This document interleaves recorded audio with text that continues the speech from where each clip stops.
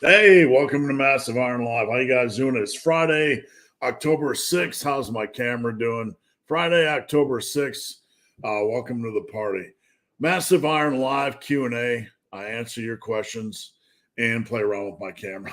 How you guys doing? Welcome to Massive Iron Live, the longest running live Q&A in the history of the lifting universe, or something like that. I'm just making it up as we go along. I see Oscar, Dominic, Andy getting in. How you guys doing? I appreciate each and every one of you. This is a live Q&A. Let's kick some ass this Friday, shall we? I want you guys questions. If you're new here, post up your question. No old question. Doesn't matter if we've heard it 1,000 times before. Let's do it, right? So before we get into things, just a reminder, I'm on every Friday at 11 a.m. Eastern. Doing a live video on YouTube kind of kicks your analytics in the pouch, right? YouTube likes for you to do this stuff, but on the other hand, it doesn't show it to many of your subscribers. So every interaction I get means a lot. So I appreciate you guys tuning in.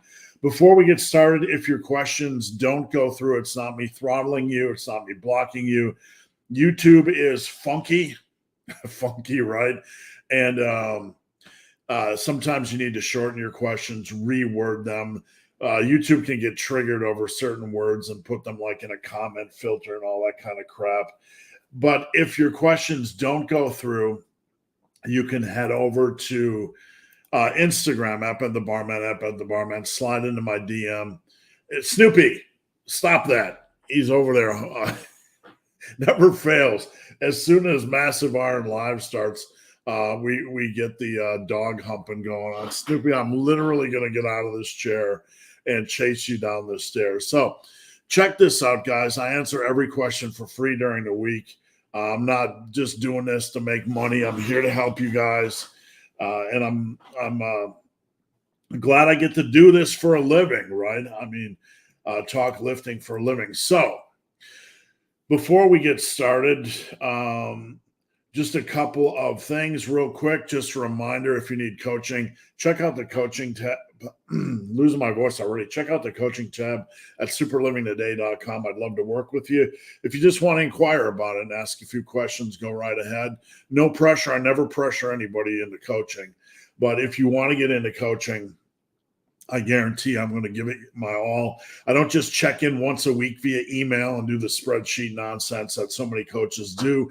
No disrespect to them. I'm with you every single day. We're in the trenches every day looking at form, looking at nutrition, providing accountability, and so on and so forth. And the price is pretty darn cheap, one of the lowest rates in the coaching industry. And people ask, why do you do that or how can you do it? Because I coach for a living. You know, I'm not just some of these guys, no disrespect meant, but they're only looking at getting 10 to 15 people. And for those, they raise their rates quite a bit.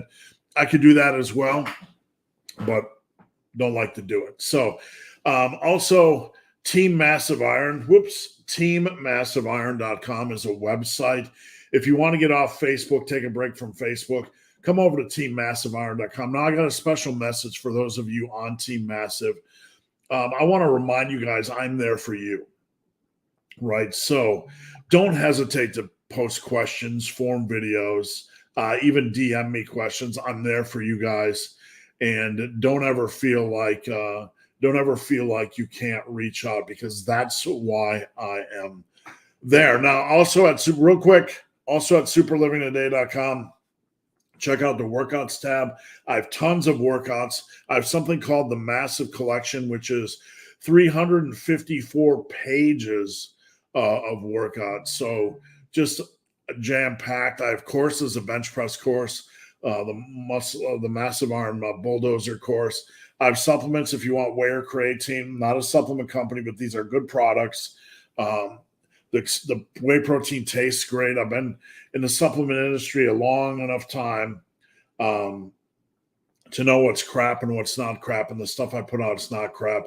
I'm not trying to be a supplement company, but if you want to support the independent content producers, you'll put $5 in my pocket. If you want good workout apparel, check out my apparel at my website. I have tons of great lifting shirts and so on and so forth. All right, end commercial. Can I tell you guys a funny story? 1 week until my birthday. Next Friday, I expect each and every one of you to be here, right?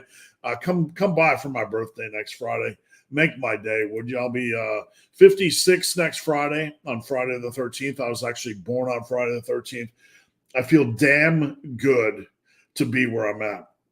Last week I mentioned I was going to be 56, and I got a couple troll comments, which are always entertaining, like, you look like you're 90, or what's wrong with you? You look like old AF. I'm like, I'm 56. What do you expect, man? But I don't know. It just kind of funny. I get a kick out of that stuff. I am happy, to be honest with you, to be running. I went out twice this week, ran for an hour, 2 good lifting sessions. I'm going to be doing delts today. I feel honestly great, and I might look ugly to some of you, or 90 to some of you, but I'm in a good position, so I'm good with it. So anyway, let's get on to things. Each and every one of you post a question.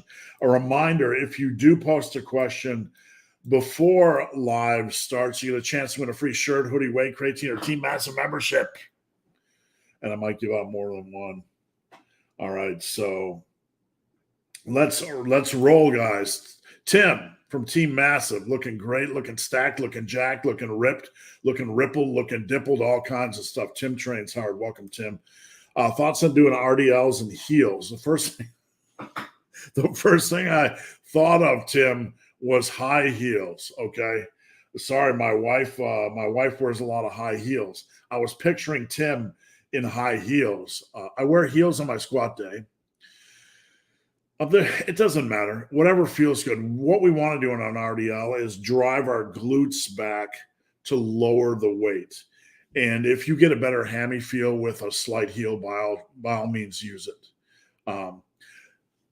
Along those lines, there is a variation of a good morning that you can use to be more hamstring focused, and that is a wide stance, heels elevated good morning. So it's kind of the same thing. Elevating your heels on an RDL or good morning, if they facilitate hamstring feel, let it rip. So just curious before we move on, I posted the other day in the community section some of my favorite horror movies, and they were like Babadook and what did I post? My brain is so old, I forgot what I posted. In the community tab, and this is going somewhere, so hang on, folks. We're always going somewhere, right? Even if it's up a tree. Let's see, where am I at?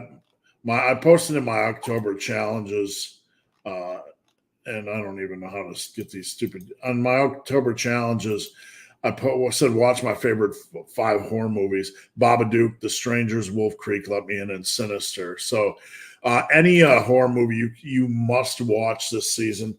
I'm a big horror fan, so curious if you guys want to drop a comment down below what your favorite horror movie is to watch during October. All right, where were we? Down. Cameron, how important is it to train your neck muscles? You don't need to train your neck for hypertrophy. And here's the thing. If you want to train it, train it. It's going to you're going to need to train it just like every other body part for a long time with a lot of progressive overload. Now, a couple of points, and I'm not trying to dissuade anybody from training their neck, but I don't know any experienced lifter that doesn't really have a 17-inch neck, right? Their neck is pretty much at least their arm size or bigger.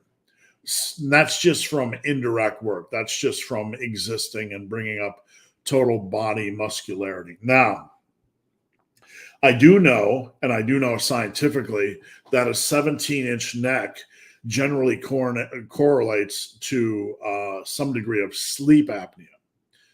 So most big lifters I know have sleep apnea. So if you want to, you have a couple things in the soup here. You have the fact that your neck's going to naturally grow as you get bigger. And the guys that have smaller necks are like, they think they can facilitate a bigger neck while the rest of their body isn't growing as well. Like the rest of your body needs to grow, and your neck's going to kind of grow with it. Okay. Um, Adding in neck work is going to facilitate an even bigger neck and a chance for even greater degrees of sleep apnea. So I'm not trying to dissuade you guys, but you need to know the game you're playing. Okay. So you don't need to train your neck. That doesn't, when I say that stuff, I'm not trying to trigger you guys that do. If you want to train your neck, go right ahead. Go right ahead.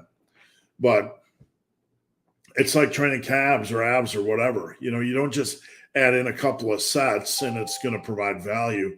You need to add in some work. Yeah, Josh, I'm not surprised. No notification. Welcome to YouTube, right? I get a note. Josh just mentioned. Josh just mentioned that. Let me get to it here. There was no notification. It's funny, Josh. Sometimes on Saturday morning when I'm in my office working, I'll get a notification that I went live like yesterday. So that's YouTube for you, right? Always working hard for its content producers. But anyway, Cameron, I'm not trying to dissuade anybody from training your neck. If you do so, you need a solid plan. And you need some form of progressive overload, and you need patience. And just take care of your spine. David, what's the recommended leg day volume per week? The recommended quad volume is going to be the same as starting point. Now, understand this is a starting point, and you guys can adjust up or down based on your personal preferences and experiences, but it's about 12 hard sets a week. That's the same as, that's for quads. That's the same as chest and delts and back. So from there, if you want to add in volume, that doesn't include hamstrings. Usually I start hamstrings about 6. There's not a lot of exercises you can do for hammies, but once you have deadlifts in the mix and a lot of leg work in the mix, quad work in the mix, I find 6 for hammies to be enough. Thoughts on street lifting? I don't know. Is this a new thing? I mean, I'm not trying to be ignorant here, but what is the International Street Lifting Federation? I search it and I get street lifting. There's so much stuff in this modern world. I feel like left out sometime. Like street lifting, modern street lifting. What is street lifting? The street lifting, people just lifting in the streets. Honestly, I'm ignorant, so I'm gonna have to check it out. I don't know. I can't give you any thoughts on it because I didn't even know it was a thing till like 2 seconds ago. Carnivore Barbell from Team Massive Iron, teammassiveiron.com. Good morning and happy Freitag. What's the best way to get my first pull-up or chin-up? Good question. Everybody is different, and that's not me being dismissive. But, when I get these questions, I like to see where you're at, just naturally. I'd like to say that adding a lot of back strength from your rows is going to facilitate that, but it's really a crapshoot. People seem to be really good at pull-ups, or they seem to be like me with longer arms, really bad at pull-ups. So I think some of the best ways to work your pull-ups are to do banded pull-ups. The assisted pull-up machine, I don't find it to be extremely valuable. I can kind of set the weight and it can become challenging, but I don't really find it to be valuable. When I talk to a couple of the tops calisthenics guys, and I've had one on a podcast here, they recommended banded pull-ups. Now you can do those for block sets. That's a possibility. But that's really the starting point. And we have to realize that on a pull-up, it might be a lift that we never get good at. It might be. I'm not trying to, trying to be negative, but it's a hard lift. And if you're not naturally good at it, you just might need to take a lot of time, to bring it up. Is it worth it for you? That's the question you're going to have to answer. And that's one of the interesting things about vertical pulls. Like lat pull downs will cap out pretty quickly as you're building strength. And you can you can kind of hit early intermediate stage. And because of the leverages and cable setups and stuff on the lat pull downs, it can be extremely hard to progress. I don't really recall making a lot of progression on lat pull downs over the last 20 years, really. It can be a very frustrating lift, and vertical pulls can be very frustrating in general. And if you're not naturally good at a pull up or chin up, carnivore, I would say you do want to consider a neutral grip, because generally a neutral grip is going to be a little bit easier and it's a better place to start. Michael, how do you make an arms focus push or pull day? Really, when you're building anything, you have to look at the totality of the program. You have to basically structure in. The first thing you do when you're building any workout is you build in the big movements, right? You build in the big body parts. Where my delt's going to go? Where's my chest going to go? Where's my quads going to go? Where my back going to go? So you have to fill those in first. Once you have those filled in, you can either add in arm work, extra arm work, as needed, where it makes sense on that individual day. Or you can add in, a lot of my clients do a junk day, like an optional 5th day, training day. Sometimes it's an optional 4th training day on like a Saturday, where you can do more arm work. So basically, whenever you're building any program, you have to fill in the big hitters first, and then decide where to put the arm work and extra work next.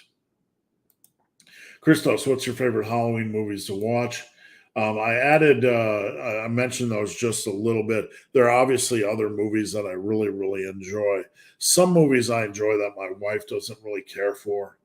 And some scary movies that aren't typical Halloween movies that are still some of the most frightening movies you can watch. Like Pandorum's a very underrated movie. Right? Scary. I like space horror. So I like Aliens, Pandora. The original thing is starting to feel a little bit dated, but still a good movie. What are we missing? Event Horizon. A lot of good. I like the original Halloween. I think we watched the original Friday the 13th last year just for fun. So a lot of horror movies that I watch, but the lists I put on the community are probably some of my top 5s. Yvonne from Team Massive, good morning. On a bulk, what rate of weight gain would you say is starting to get a little bit too aggressive? Usually on a bulk, and I really don't care where you're at as far as experience, once you get over 2.5 pounds a month for more than 1 month, you're getting a little bit into the fluff zone. So here's what I mean. If you want to do an extended bulk of like 10 months and you did 2.5 pounds a month, that would be 10 months gaining 25 pounds. Okay. So obviously you're going to put on some fat, right? Let's just set aside I might put on some fat. You are going to put on a little bit of fat. Let's say you put on 8 pounds of muscle. That's amazing, man. That's a great year. And you string like a couple of those years back to back, you're going to look really good. So at the end of like a 10-month bulk, you gain 25 pounds. You could lose 15 pounds of fat over 2 months. And at the end of a year, let's say you gained 8 pounds of muscle and 17 pounds of fat, and then you lose 15 pounds of fat during the cut. You're basically right back where you started body fat percentage wise, but you're more muscular and you're going to look better. Does that make sense? Once you get into the 3 pounds a month, you're getting a little bit aggressive. Could somebody do a 30-pound bulk over the course of a year? Yeah, as long as they're good at a 20-pound cut, right? The key is really, if you can't cut efficiently and effectively, you have no business bulking. And that leaves some people a little bit butthurt, but that is the reality. If you can't nail a cut, you have no business bulking.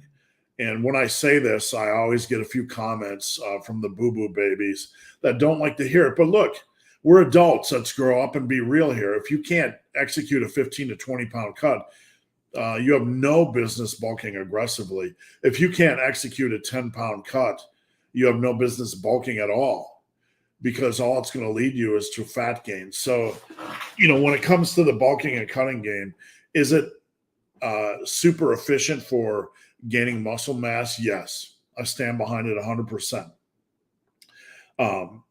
Do you need to be disciplined with your cuts? Yes, you do. You honestly do. You can't go on a bulk and get sloppy every third day and gain 4 to 5 pounds a month. That's just a fat gain plan. And if you can't cut, you're pretty much screwed. Paladin. And I know you guys are asked, I see all the questions being asked at the end. I can't wait to get to them. Some good stuff on Alpha Destiny's conjugate method, et cetera, et cetera. So, Paladin, after completing a 10-pound mini cut, should you jump straight back? Yes. Well, what I like to do, Paladin, after let me rephrase what I just said. After a cut, I send my clients into like 5 days of typically maintenance level, where they think maintenance level is at. So let's do this for 5 days. We weigh every day, and then we start adjusting up. Does that make sense? You could go right back to where your previous bulking calories were. Just weigh in 5 days in a row. And the problem is when you jump back into a calorie surplus, you're going to get the bounce back weight from just eating more in general. And then you're eating a little bit extra. So, there's a chance you could see like a 5-pound swing immediately, which is just water weight. But I like to be a little bit more controlled. I like to be a little bit, conservative. Let's do a 5-pound where we think maintenance level is at for 5 days. Watch the scale and then adjust from there. What do you do when you max out a machine at the gym?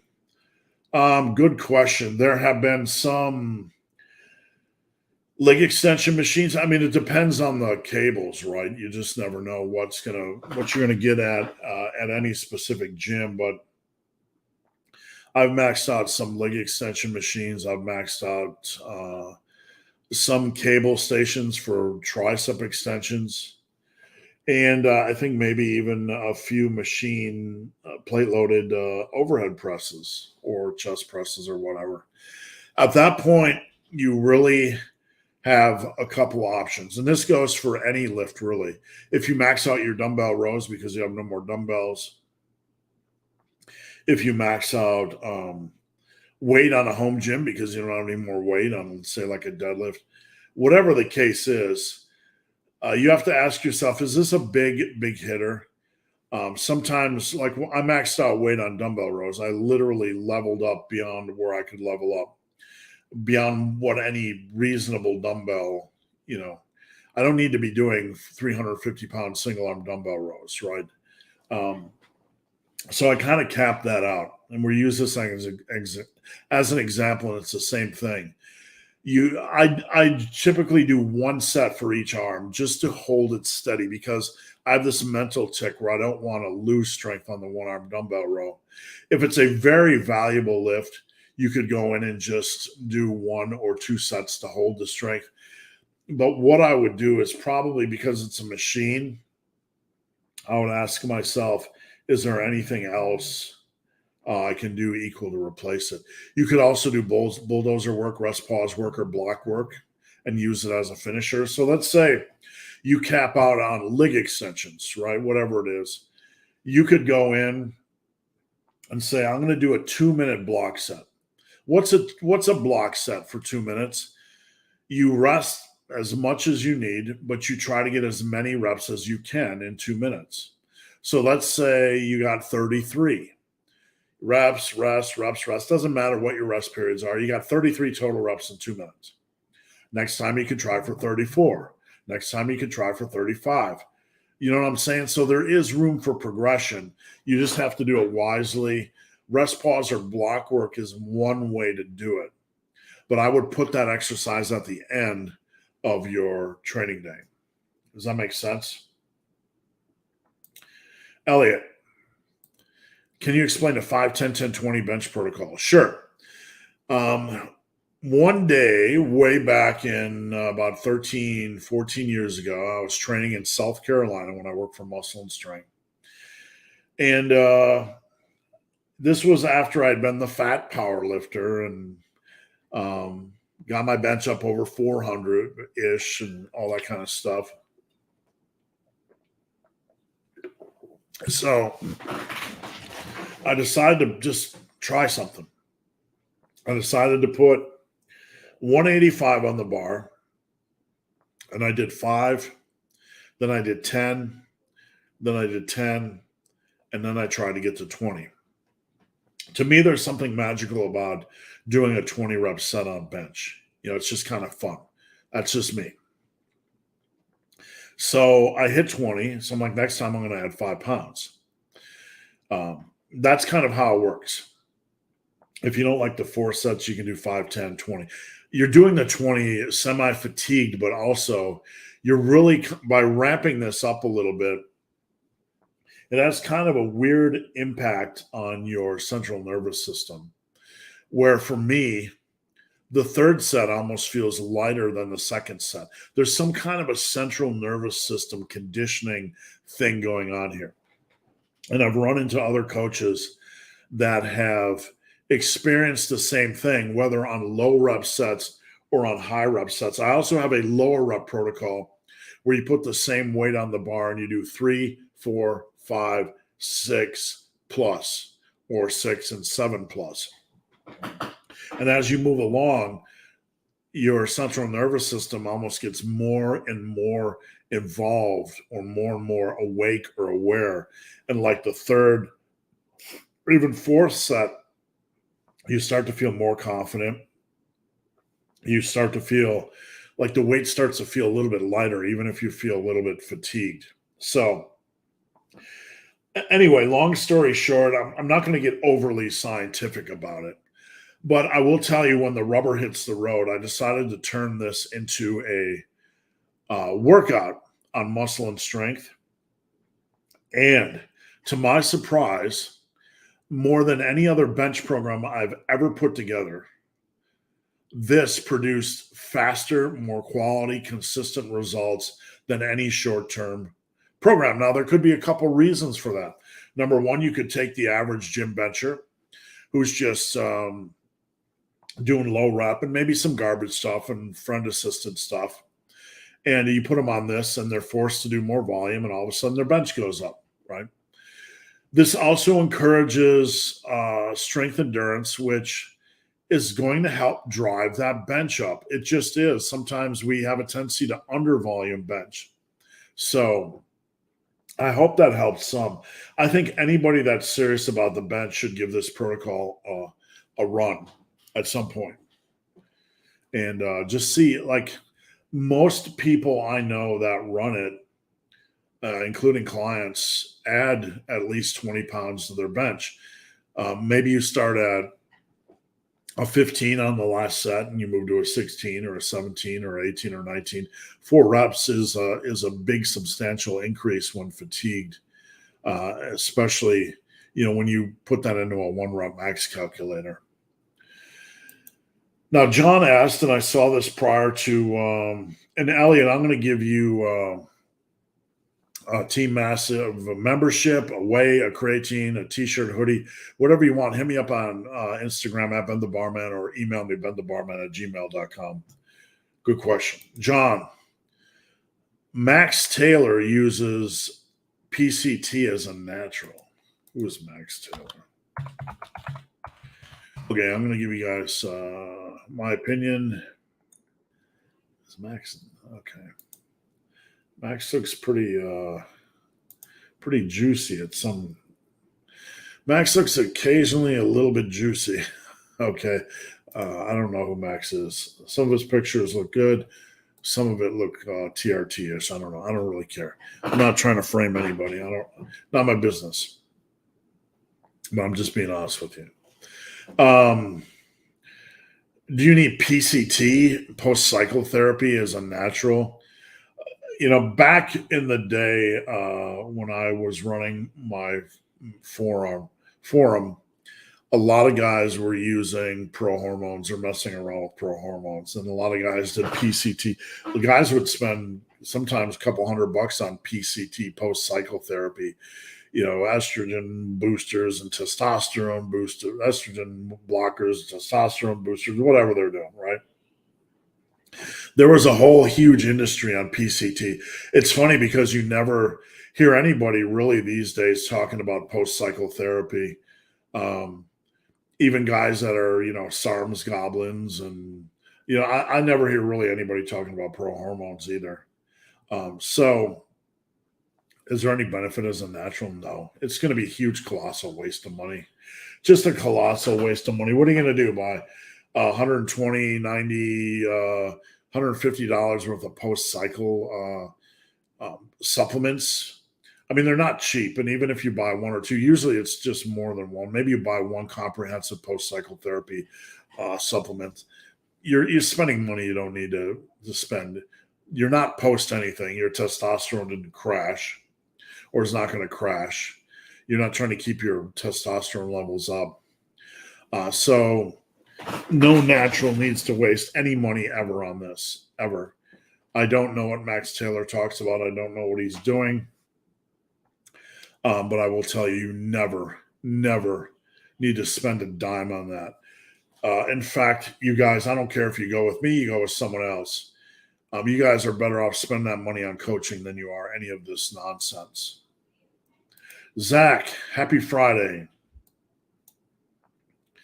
Cody, what's up, Stephen? My right leg below the... Guys, be quiet. I'm in right leg below the knee amputee. Okay, I'm just picturing. Guys, be nice. So an amputee, right leg below the knee. Do you think I should focus on more machine work, like leg press, hack squat? Well, what I do know is that there's some scientific indication that if you train one side, the other side grows. Am I an expert on this? No. I've seen it come across my desk as an editor several times over the years. Let's put it that way. And come here, guys. Come here. What I would do is I wouldn't overthink it. I would find the exercises that you can do comfortably, that you enjoy doing for quad development, and I would work them hard. Single leg press, if that works for you, do it. I would definitely do the leg extension. I'm not sure with your setup, how comfortable Bulgarian split squats are. Whatever works for you, Cody. Just always focus on picking the exercises that work best for you and really crushing them. Barbell Bryce, how do you set your feet when benching? Don't over worry about this stuff, guys. The main thing on bench is you want to have your feet down and in place when you're unracking. You don't want to see them dancing around, because if your feet are dancing around when you're unracking, you're going to be loose in the upper body. So at main, you want to, I push down slightly and spread the floor just a little bit. You don't need to overarch. You don't need to overbrace. You don't even need to push down on the bench press, because form is overhyped on the bench. You don't need 82 form cues. Really, all you need is to unrack, be steady in the lower body. I don't overwork the tightness in the upper body. I just control it down. Right? That's it. That is all you guys need.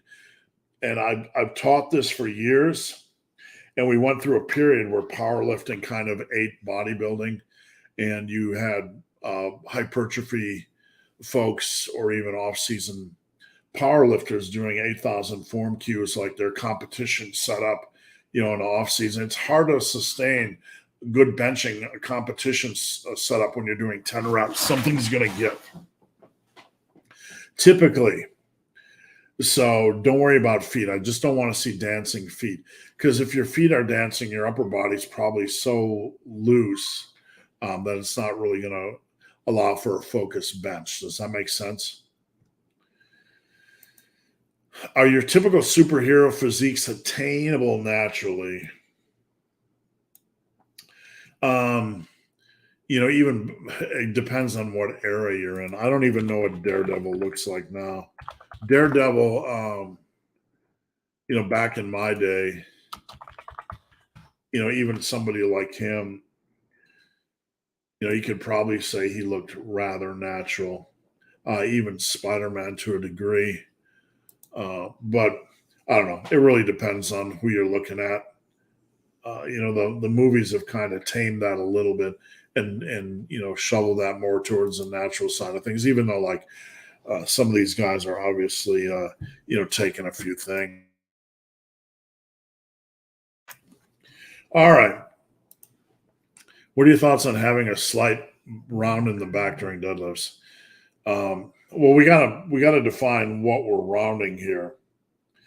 Upper back rounding is fine. You should not try to pull your upper back before pulling on a deadlift. That's a no-no. If you try to get scapular retraction before you pull, the function of the scapula is to hold things steady, right? It's not going to hold things steady when you pull. Your shoulders are going to move forward, and you're going to risk scapular tears. You can't do that. Before you pull, you want to get your head and neck as far away from the bar as you can. And upper back rounding is okay. The idea that you have to get a flat back when you start deadlifting is the absolute opposite of reality. It's opposite of what you should be doing. A lower back rounding, no.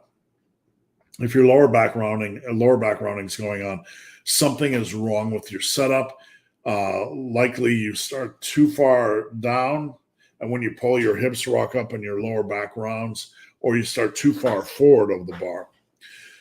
Dumb down. When this is going to be hard to explain because if you start a deadlift and the center of your shoulder is over the center of the bar, you're too far seated. Okay. And when you pull, your hips are going to swing up because you're too far down. You're squatting too far down. And when you pull, your body's going to want to seek a leverage position. So the hips are naturally going to move up slightly to seek a leverage position. And when that happens, you're going to get loose and there's going to be pressure, and your hips are going to come up and your lower back's going to round. You want to have the center of the shoulder just a hair in front of the center of the bar when you pull. That's usually will leave your hips at a good natural leverage position. If the center of the shoulder is too far in front of the center of the bar, too much of your weight is in front of the bar, and when you pull, you're going to be all screwed up and your hips are going to fly up and your lower back's going to round. So stupid simple. If your lower back's rounding, it's usually a form issue or a discipline issue or a tightness issue. Does that make sense? BB, morning Team Massive. When you were first making your best run of size strength, what were some important training protocols? My best run was from 86 to 89. That was the OG run. Ate a lot, slept a lot, super focused on plus ones, controlling the weight. It really came down to relentless consistency and a lot of strength and control. I don't train like a power lifter, but I would have really good control over the weight, and I was relentless in my pursuit of plus ones. A lot of food. I went from right around 154 at 5'10" to around 184 after 2.5 years, maybe 188.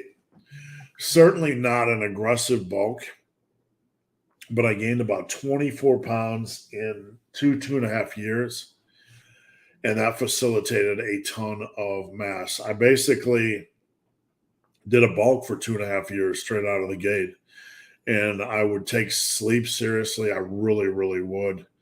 And I trained freaking hard. There really wasn't much more than that. A lot of dumbbells, a lot of barbells, some body weight stuff. Not a lot of machines. Didn't have access to a lot of machines back then. Maybe leg press, that sort of thing. Can you give your thoughts on eccentric work? Eccentric work, we don't want to worry about eccentrics. We want to worry about control, right? If you're doing a lat pull down, you want to drive with focus so you can feel it, then control it up. Drive and control it up. We're not worried about slowing the eccentric. We're worried about controlling the eccentric. So controlling the eccentric, we're not inherently trying to get extra time under tension or eccentric work, right? The eccentric work is going to be there when done naturally. We don't need to add to it. The issue I find is when you get guys doing this on a lat pull down, like, right? Just got to get a number, got to hit my number. Is that quality work, right? Can you truly focus? You know, when you're just looking like a monkey on PCP, right? No. So don't worry about eccentric work. Worry about control relative to that lift. Like you're doing a seated cable row, drive back, control. Drive back, control, right? The control on the eccentrics is going to add a little bit of tension and stress and focus and quality to the set, but we don't want to overbake. We don't want to overbake it to the point where we're all focused on slowing the eccentrics and the power, the progression, loses its focus. Anybody that overbakes the eccentric really doesn't understand the bigger picture. And does that sound controversial? It does if you don't understand the bigger picture. The bigger picture is 99.9. You always have to ask yourself if 99.99% of lifters that have ever existed that have seen good results focus on the eccentric work. No, they do not. So therefore, it is not something you need to over-focus on. What's going on? I have found this little dog. That's my little dog, Chichi Marango. Chichi. What's going on, Chichi Marango? Chichi's getting a new brother. We're getting a new brother tomorrow. Chichi has a play friend. We're getting a blue. We're getting a blue wiener. He's going to be as big as Chichi. The blue wieners are what? Kind of gray blue? They're kind of gray. Yeah, gray blue. Here, give me Chichi Marango. Here's big old. This Chichi, this is my guy. Oh, big old. Big he buddy. loves me for some reason. Oh, Waggy. Oh. That's Snoopy Doo. Snoopy is, oh my God. Snoopy's the warrior. He's full of all the love. Where's Bubba Wiener? Bubby went off with a robe. Bubba's the original wiener. Bubba's mama's wiener. Snoopy's like an anxiety. Yeah, He's got anxiety. Chichi Marango. He needs all the love and care. Snoopy's a big boy. Oh, there's Bubba. Oh, Bubsy. Here's big old Bubby. We're getting our fourth wiener tomorrow. Oh, Big Bubby had his birthday. This is the original wiener, Bubba. Bubba sausages. Bubsy had his birthday. How's it going, Bubba? Hello, Dad. That's got a tongue on my tongue, you know what I'm saying? Now, Bubsy had his birthday. Hey, Bubba. He's 3 now. He's mama's boy. Hey, guys. He follows mom everywhere, waits everywhere, and he's the most patient man I know. Yeah. He will wait 2 hours for you to get ready and just sit there patiently. Yeah, he waits more patiently than I do. He's very patient. He'll just sit there like, woo, and he doesn't move. He just sits there right under mama's foot when I do everything. All right. Okay. And this is my housemaid. Who? Nothing. I'm just kidding. Yeah, Housemaid. I just rent a room. Stop it. Stop I it. just rent a room. Stop it. All right. Everybody Okay, out. I gotta go and work. Y'all too loud. I gotta go and work. Come on, everybody. Good grief. No. It's like having a WWE event. John, Big Hair Ugly Dude, is there a benefit of doing 10-month bulk and cut for 2 months? Not really. It's all the same thing. I mean, what you want to look at is cutting periods over the course of a year. How much time do you want to be cutting? You know, if you're bulking about 10 months out of the year, plus months out of the year, I think you're in a good place. You know, when you look at the long run, lifting 5, 6, 7 years, I think you're in a really, really good place. if you can get away, if you're starting leaner and you can get away with extended bulks like 12, 18, or 24 months, and keep them pretty tight, by all means, go for it. But lifters that are non-fat, I think this is reasonable. I think anybody, wherever we're at, can do with a couple months of restriction, 1 or 2 months of restriction per year, just to kind of keep us on the leaner side, the healthier side. Look, we live in a tough era, right? Where we have access to all kinds of tasty things, right? Pizza, Doritos, everywhere we go, there's something good. And, we have to allow ourselves the ability to live a little, to enjoy some of these amazing things, even though they can be deadly if abused. So I like to live a little, I don't overdo it anymore. Last night I had 10 wings, and we watched the Nun 2 Thursday night. Me and my wife usually watch a movie, but I don't overdo it, right? Did I have the mango habanero sauce with a little bit of sugar? Yeah, I had a little bit of diabetes with it. But it's kind of a good idea for most of us to at least cut a month or 2 months, just to trim the fat, and kind of as a period where we refresh a little bit. So that's absolutely fine. Either way. Big Paul from Team Massive. I've noticed my bench getting stronger as I improve my back work. Being able to control my eccentrics seemed to save a little bit for pushing. What I've experienced, Paul, I got a couple thoughts going on here, is when I didn't train my arms directly, my eccentrics started to feel heavier. And I think because my arms just were weaker, and the eccentrics started to feel slow, and I started to pick up Brachyla strains and just weird things going on. I think the more stability you have in your back, the back strength and your arm strength, the more it's going to help those eccentrics feel better. Yeah, I absolutely think that's a thing. Brett, how can I get better activation on the inside of my tricepticons? When you are doing a lift like sculls or jams, the inside is the short head, okay? The outside is the longer head. The inside is the short head. You can't force what's going to be activated. What you want to do on any lift is do the lift correctly and trust that it's going to activate what it needs to activate. We're not trying to shift activation, right? We're trying to focus on doing the lift correctly. With that said, there are certain lifts I do, like dumbbell kickbacks, that I never used to do, that I can feel them on my inner head, and I like to add them in once a week to work the short head of my triceps. So you said, how can I better activate on the inside? They seem to always work the short head. The short head is the inside right here. Am I wrong? Inside, outside. Maybe I'm wrong. Maybe I got that backwards. Long head, short head. But don't worry about it. Just have a good selection of exercises. My brain's all screwy here. Long head triceps. My brain's on lateral head. Long head's the inside right, medial head. The medial head is the super inside. That's what messed me up. The medial head is the super inside. So I was getting messed up because you were talking about the inside of the tricep, and I thought you were talking about the medial and not the long.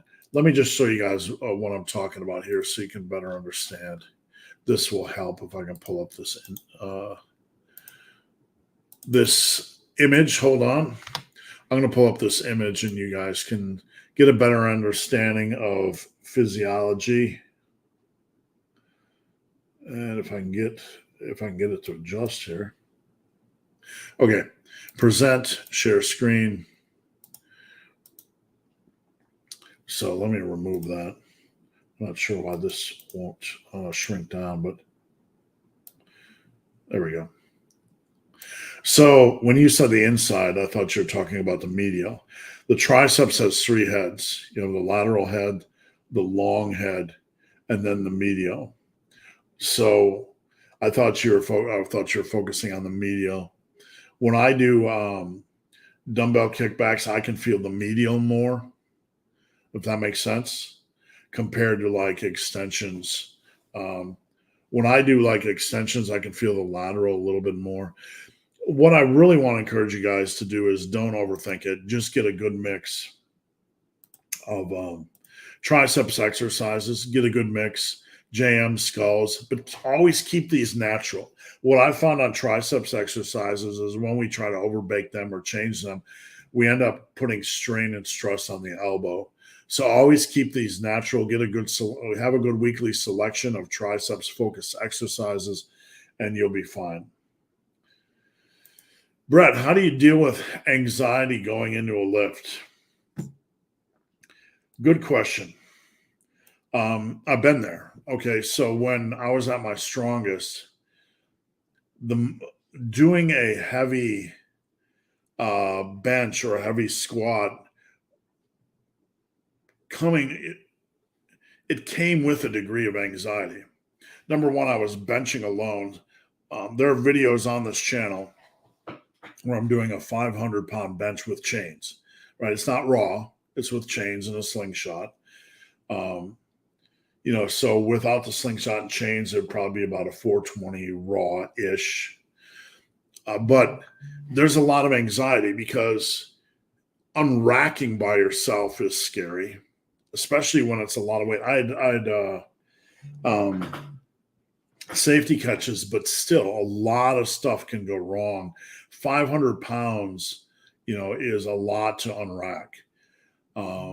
And you never know when something's going to tear, something's not going to feel right, something's not going to go right, a wrist strap's going to come loose, any number of things.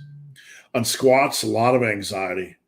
I would literally, when I was squatting heavy, have my kids, I would tell them, I'm squatting heavy. You need to pay attention because I was squatting over 600 pounds multiple times a week in a basement gym by myself. A lot can go wrong in a sumo squat rack, a lot of anxiety. What I would do is have a relentless focus on form. Okay.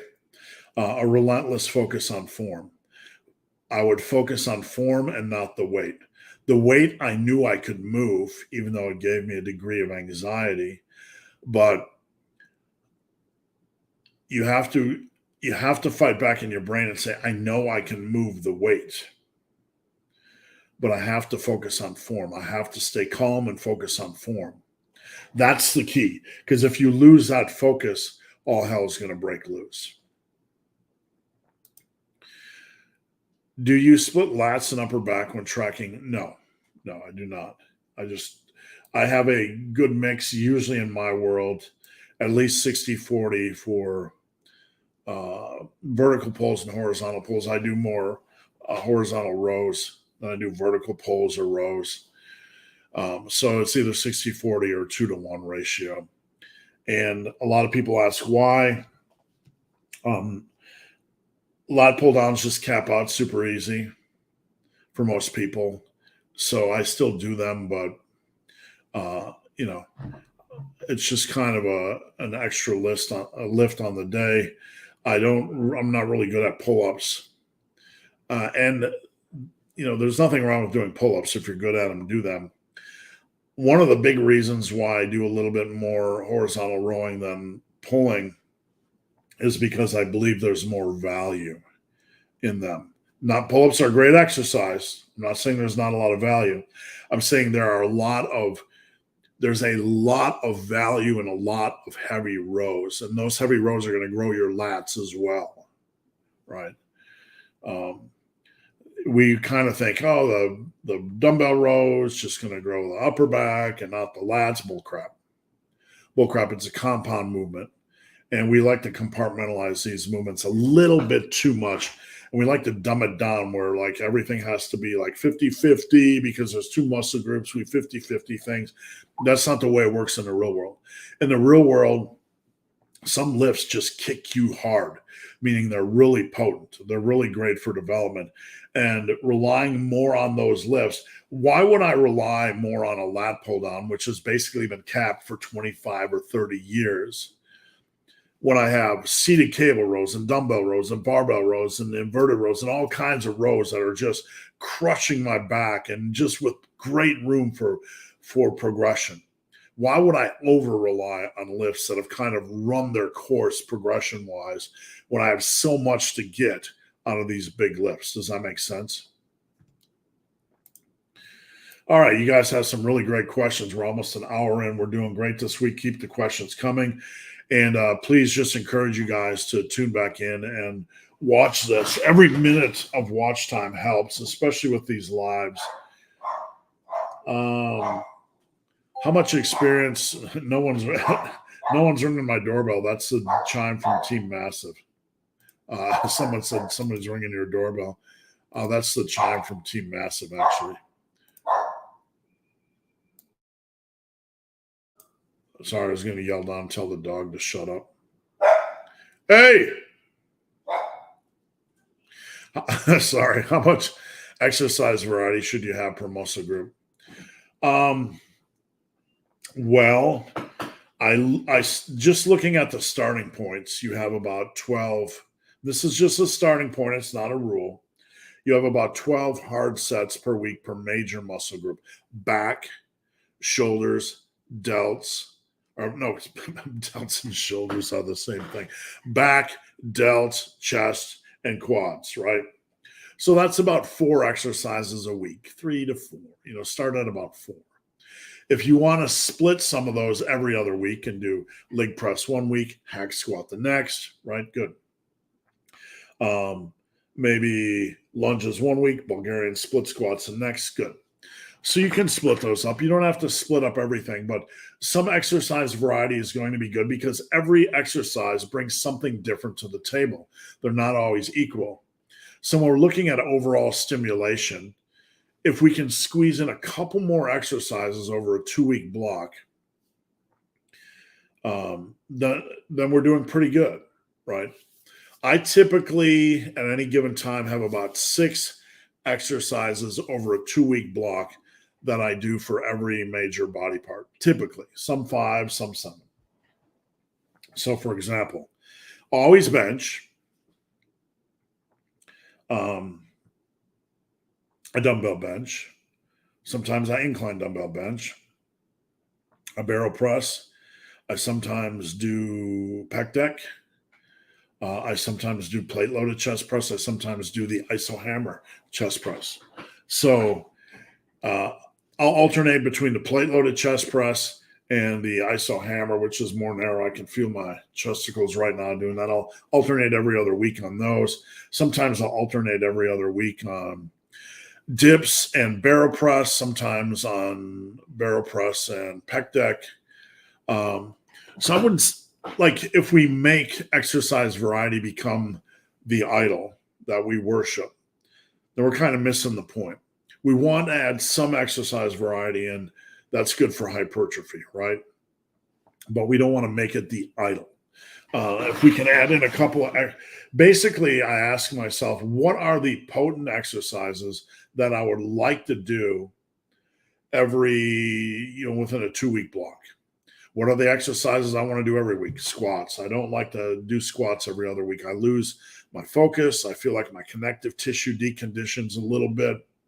So I like to squat every week. After that, in a perfect world, I would probably, once I get my home gym back, I will leverage squat one week and then probably leg squat or leg press the next. Then I'll do leg extensions every week. I just like leg extensions, just a personal thing. And then sometimes I do lunges. I never do Bulgarians. I like to do lunges, so that's kind of my leg rotation. Big David, what are the top and attainable bench squat dead numbers for a natural? There's no really, it depends on how far off you want to stretch it.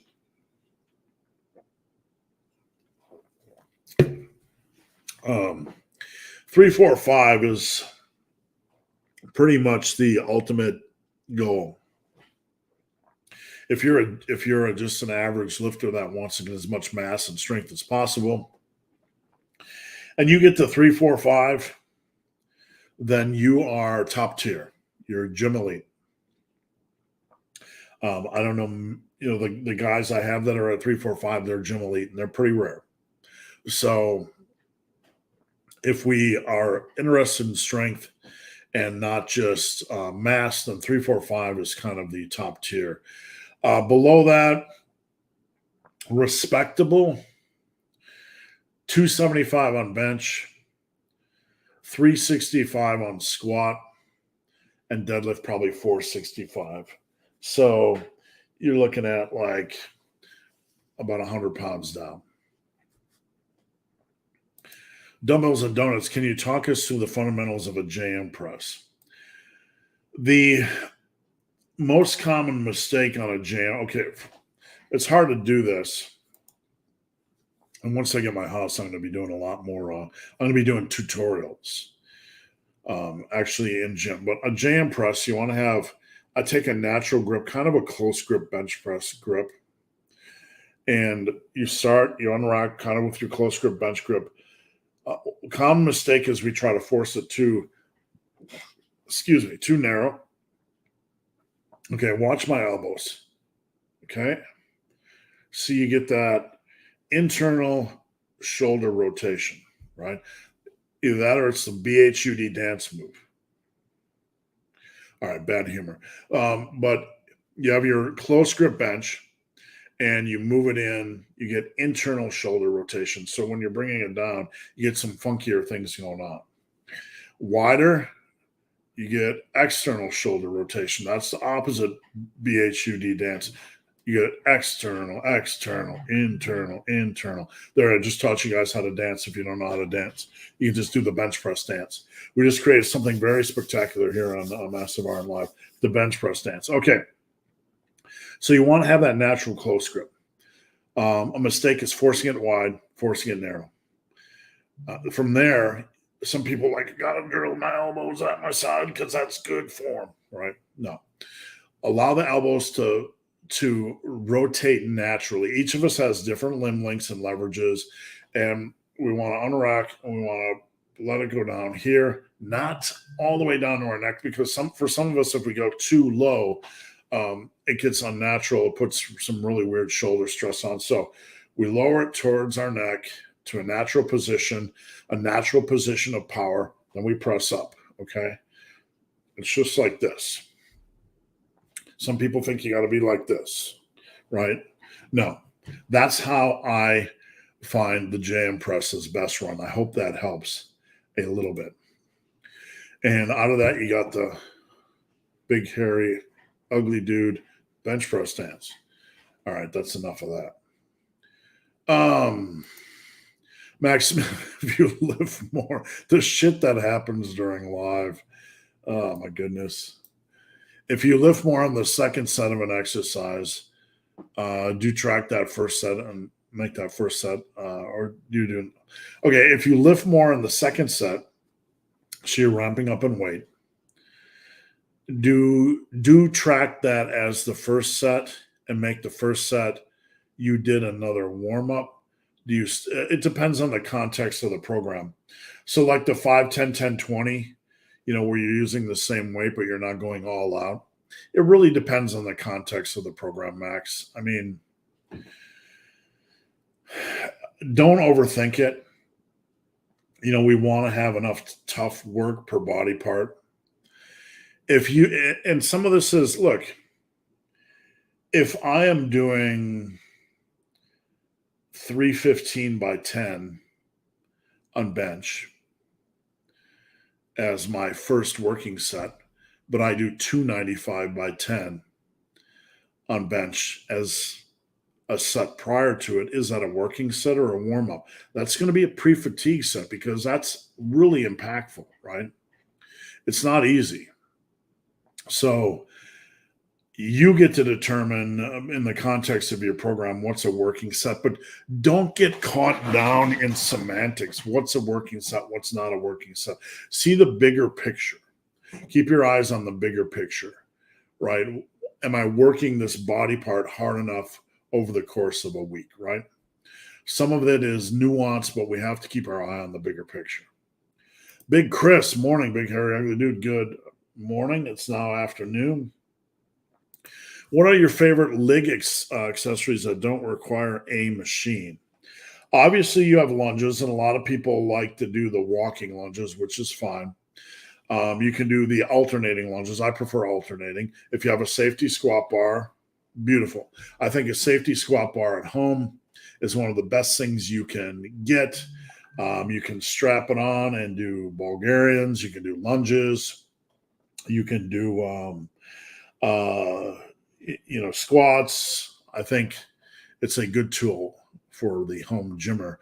But you have your lunges and Bulgarians. Goblets, you can throw goblets in the mix. But look, goblets really, I find you can do a lot more weight than you are really, you can do a lot more weight than what most of us have. I mean, I've done goblets with 120. It's harder to get the 120 in a position and do reps. And look, I find my heart rate is racing, but it's more from holding the 120 than it is from doing a set of 10 or 12 on goblet squats. I mean, when I was squatting 500, 600, doing goblet squats with 120 just kind of felt like pointless, right? And you have this old school sissy squat, which can be dangerous if you're overweight or you don't know how to do it. But lunges and Bulgarian split squats are at the top of the list. You can also do a step up, but you just have to make sure you do those correctly. And the stepping down of a step up with weight is where most people are going to have the risk of injury. So we have to be super careful if we do those. I love to train in blocks of 12 weeks and maybe set some goal for that period. Most of my blocks, it's not that most of my clients run 3 to 4 month blocks. So that's kind of in the Massive Iron world. When we bulk, we usually bulk and have a training block at the same time. Even though this isn't something I talk about a lot, my clients know this. We're going to try to aim for about a 10-pound gain over a block of training, right? And that can be 3, 4, 5 months, depending on the individual. So that's fine. After that block is done, then you reassess. Do you need to change programs after that block? No. Some of my guys like to run the same program for a year, but we still do blocks when it comes to bulk, and then we reassess after that block is done, whether we want to change programs, what do we want to do with our body composition, et cetera. Does that make sense? Your templates have blocks, but they don't seem to push it. I'm not going to over block things. Like there's a tendency in the strength world bleeding over into the hypertrophy world where they over block because it seems cool. And we don't need to over block things, because what we're doing, you don't need to over block, right? I could over block and make things look super complicated. The only way I would ever do that is if I was putting together an overreaching program like a massive Smolov type of program where I have somebody overreaching for like 6 weeks and then we do a 2-week deload-ish block, right? But a block has to have a purpose other than being, window dressing and some bullshit programming, thing that sold for $99. Oh, look, we got all the blocks and the bells and the whistles and RPEs, and we look fancy and we talk fancy and we list a bunch of scientific studies, and it's all bullshit, right? Could be a good program, but if we're going to take a good program and we're going to add in a bunch of blocks and RPs and percentages that, just to window dress it, it's bullshit. It's just bullshit. A block has to have a purpose. What is the purpose of a block? If you're going to do like an overreaching squat program, you're going to have a block of say 4 to 6 weeks where you're doing a lot of volume and you're pushing the body into an overreaching state. That's a block, right? The next block might be a 2 to 3 week deload where we're ramping down or dropping down the intensity and the volume. And then we do another push, which could be the third block. And maybe the fourth block is a micro deload, and the fifth block is a quick 4-week peak for a 1 rep max. Does that make sense? So blocks have to have a purpose. And in the massive iron world, most of the programs are programs. We don't need to overblock because they're not specialization programs. I have peaking programs that I give to my clients that want to peak for a 1 rep max or a contest, test powerlifting contest. But overblocking is, without a point, just as window dressing is really silly. Is it going to be any more effective than regular training? No. Can it be done properly in the strength training world? Yes, you could have a block an 8-week block where you really push the volume. And then maybe we move into an 8-week block where we do more lower volume. Some of my clients might do concurrent periodization where we do lower. We don't call them blocks. Well, we do and we don't. We call them phases. Like if one of my clients wants to move from a volume phase to a more like a 3 or 4 week cycle on the deadlifts where we're alternating cycling intensity. That's a phase, a block is like a bunch of things that are put together as one program. So in the massive iron world, we more do phases because we're not doing a lot of year-long blocking. To get somebody to if somebody wanted a year-long program for bench, I used to sell those. We can certainly do that, but I'm going to call them phases rather than blocks, whatever you want to call them. How many sets and reps would you program a deadlift on the floor? Usually, look, it's a good question. I don't like to overwork the deadlift to begin with. Great lift can take a lot of time in the gym, can be mentally and physically fatiguing. Generally, I don't like to do more than 25 reps from the floor a week. That's not a rule. That's just a general guideline. I don't find a lot of value in that. A beginner, probably if I were coaching you as a straight beginner, and I don't get a lot of straight beginners that come to me. Most guys have been lifting for a while. I'm just frustrated. But a straight beginner, I'd probably have them do 2 sets per week.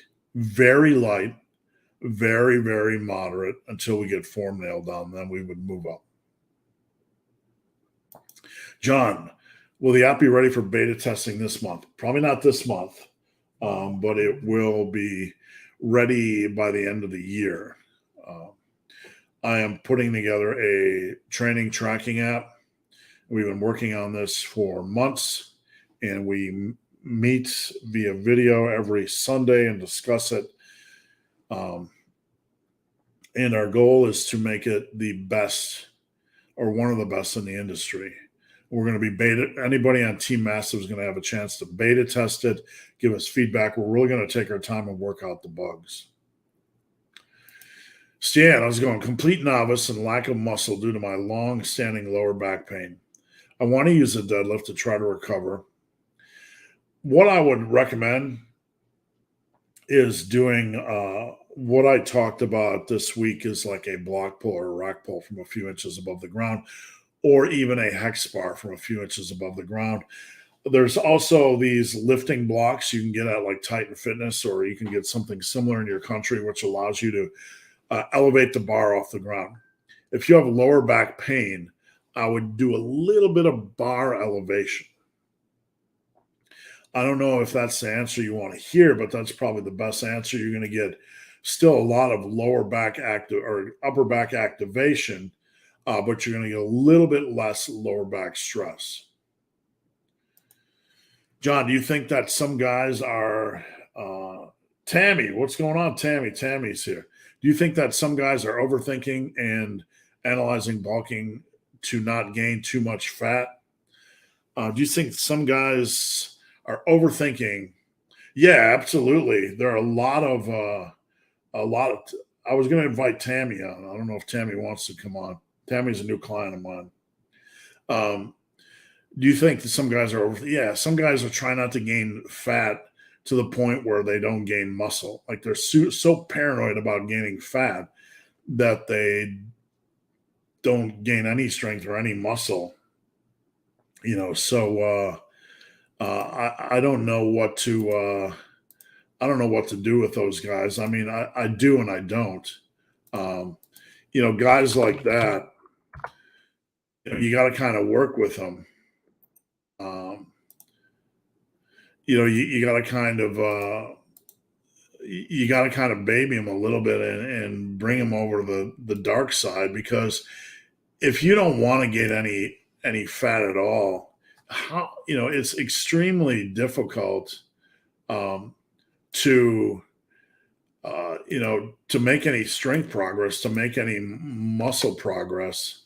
Let's see if we can get Tammy on. Tammy's a trainer as well. So anyway, I was rambling for a little bit. But do you think that some guys are overthinking? Yeah. It tends to happen a lot of times on the skinnier guys, and not being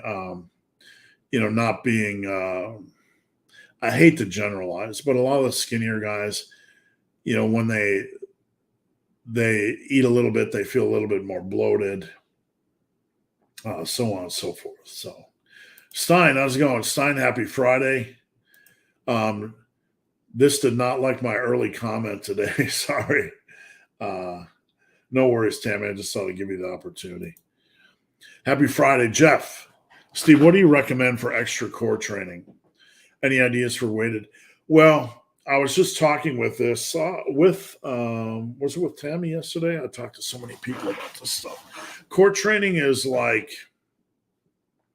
what's your favorite dessert? I don't generally, thank you, Tammy. I don't generally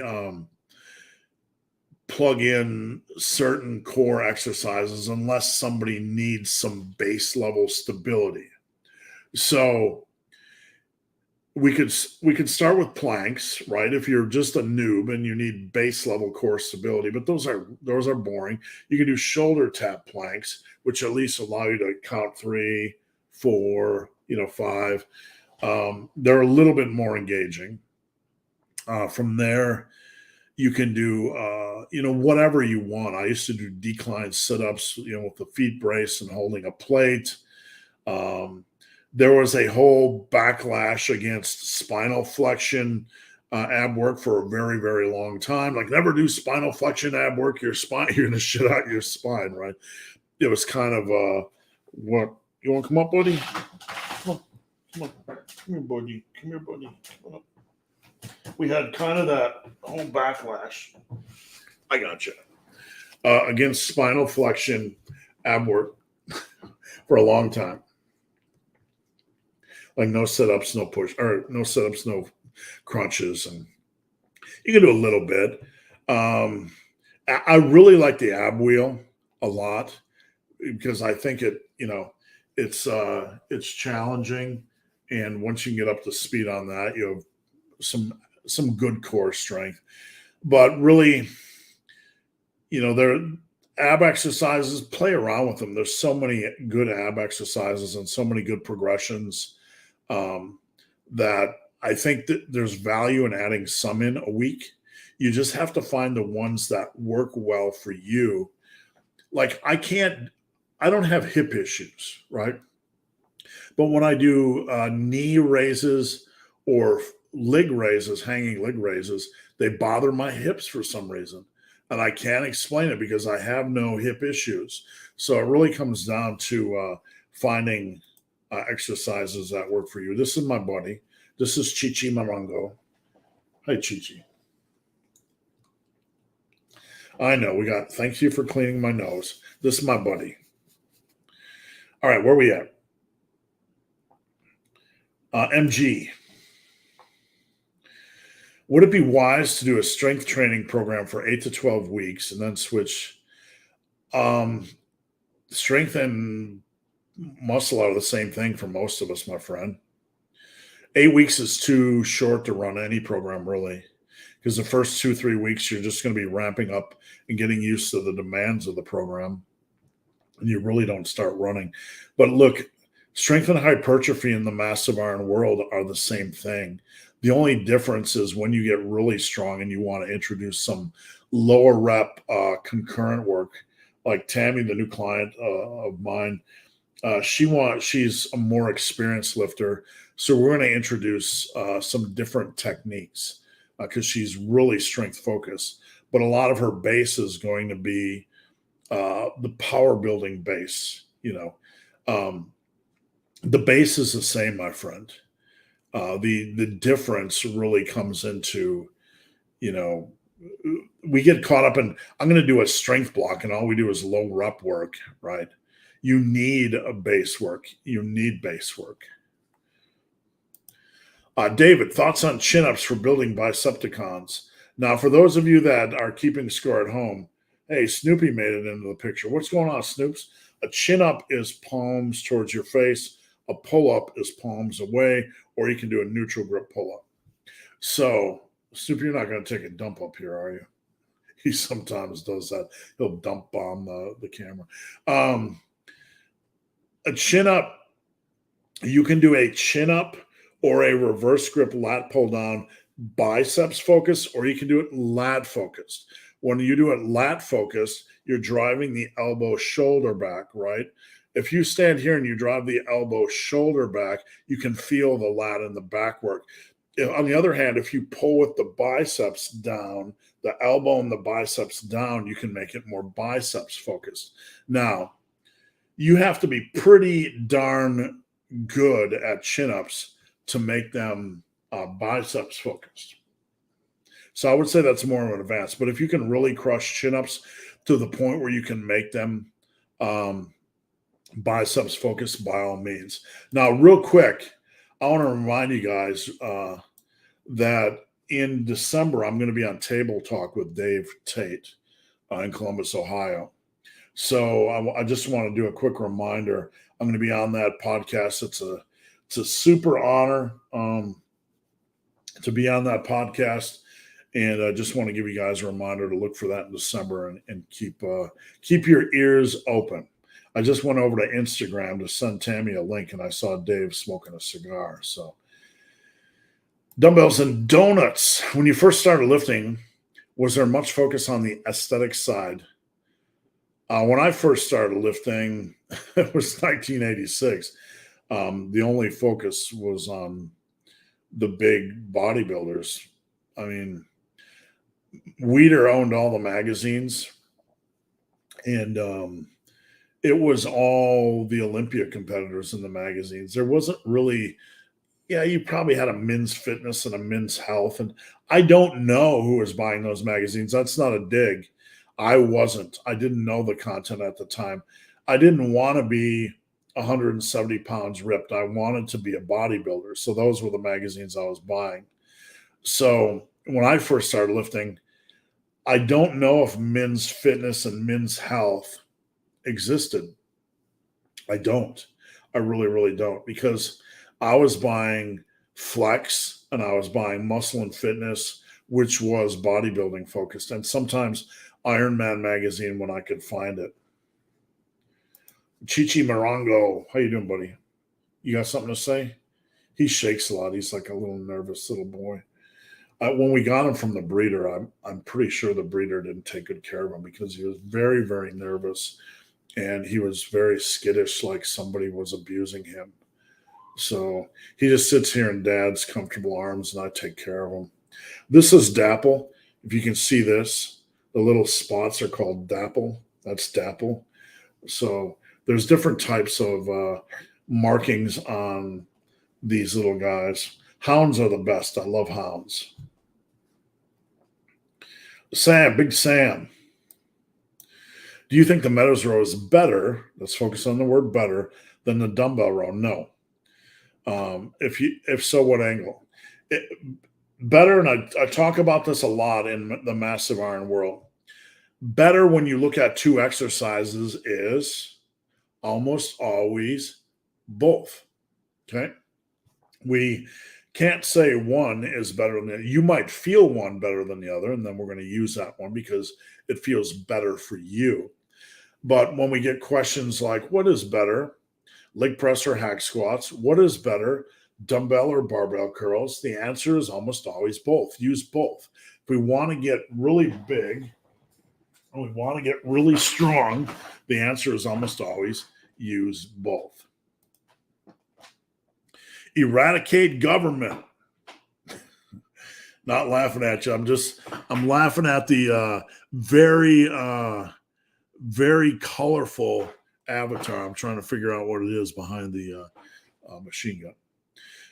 I can, or rifle. I can bench 170 by 5. I want to reach 225 by the time I reach 40 in 1 year and 4 months. Reasonable. Plenty of time. I'm 5'3", 153. I train and eat consistently. Okay, eating consistently, and I don't know how you eat, so I'm making a generic statement here. Eating consistently is not enough.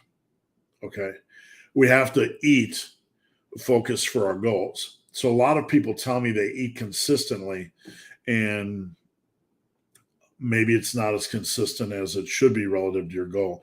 You want to bench 225 by the time you turn 40. That's a very reasonable goal at your body weight. Okay. Still, can you do it at your body weight? Yes, you could. Would it be kind of a good idea to gain 10 pounds? Maybe lose 10 pounds, gain 10, lose 10, or maybe, and I'm tossing this out there, we don't focus on body weight. We focus on how we look. Okay. So I'm not trying to be a smart ass here, but we have to stop focusing on our body weight and focus on how we look. If you are stuck saying, I need to stay at 153, the answer is why? Usually the answer is fear, right? Maybe you don't want to build muscle. Maybe that's a conscious decision. I don't want to build muscle. Then you're going to have a harder time building strength. That's just the game. So you have to consider the fact that gaining some muscle is going to require you to gain some weight, and gaining some weight is going to require a mild bulk over time. What could you do? You could do a 10-pound bulk, a 7-pound cut, a 10-pound bulk, a 7-pound cut, right? You could repeat that, and then maybe you end up at 160 or 162 headed into 40, and you're benching like 260, right? So there's a lot of factors at play, but I don't think you need to increase your body weight much, but I do think you're going to need to understand that we need to increase your body weight with the goal of increasing muscle. All right, guys, we are an hour and a half in. We're going to keep rolling as long as you guys have questions. I'm going to stretch. I'm going to take my favorite supplement, Advil, just for a second here.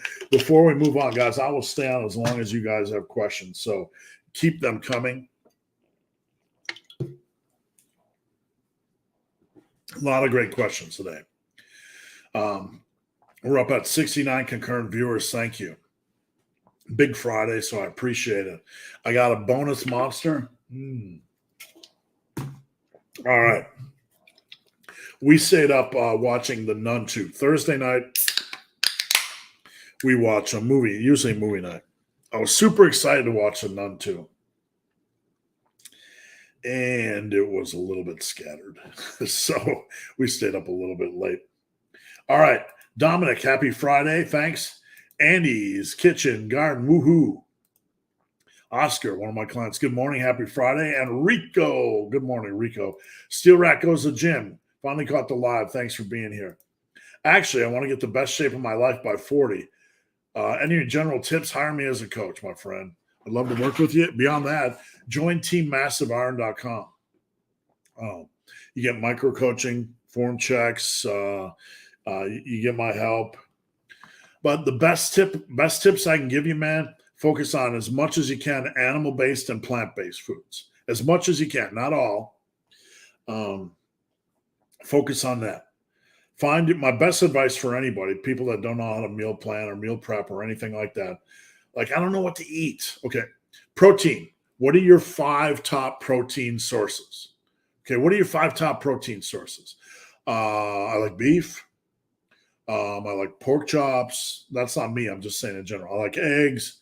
I like Greek yogurt. I like a protein bar. Okay. You got 5. That's a good start. What are your 5 top plant-based choices? And when we say plant-based, people are usually lock in like broccoli, cauliflower, carrots, yuck, right? Well, you can eat that stuff if you want, but plant-based. The other day, I made a post that saying during my birthday month, I was going to eat only animal and plant-based. When I said plant-based, they're like, how are you going to get in your carbs? Rice, okay? Potatoes, plants. So pick your 5 plant-based choices that you want to rely on. Rice, potatoes, could be peas, which is a legume, could be corn, which is a grain. I rely on onions, plant-based, jalapeno, green pepper. I rely on 3-berry blend, frozen berry blend from Kroger. I rely on grapes. I rely on a little bit of power greens to fill in the cracks. So if you want to build a meal plan, that's how you kind of build it from the scratch. Pick your 5 protein foods and your 5 plant-based foods, and that's your base, and you can kind of fill in the cracks around there. But you want to be in the best shape by 40. Start doing that. Get in the sun. If you can hike once a week for a couple hours, get in the sun, get some fresh air, get outside. Even if you're doing urban hiking, whatever, get outside, man. Get some movement, get your steps up, and there's focus on sleep. Get your sleep hygiene nailed. Come join Team Massive Iron. I can't stress it enough. TeamMassiveIron.com. It's only $4.99 a month, or you can pay a one-time fee and get it for life. We have a really good community. It's open to any of my clients for free. So if any of my clients are watching, aren't on it. Illuminate 808. Look at that lat spread, dude. What do you think about dynamic effort method? Not a fan. I remember Louis talking, a little bit about it and saying it was a way for his big guys to go in and do the big lifts without training them. So I've messed around with speed training and dynamic effort. Do I like it? No. I honestly feel it's a waste of gym time. And look, if you like to do it, that's okay. I feel for me, it's a waste of gym time. I only get so many gym hours a week. I want to use that for other things, right? Base building, strength building, that sort of thing. Favorite split. My personal, for me, and what I give to my clients is always different based on their needs. My personal split favorite is chest, triceps, back, biceps, shoulders and traps, and legs. Amanda P., would you consider making exercise? I will. I close on my house on November 13th. The basement is going to be Command Central. It's going to be a decked out home gym. We're going to set it up for filming. I'm going to be in there doing exercise form videos. I'm going to be in there doing all my workouts, explaining things with me, right, lifting. So I'm going to be doing all that in the new year, or my wife. Steel Rack goes to gym. How's that training app coming along? Good. Can we have a sneaky peeky weeky?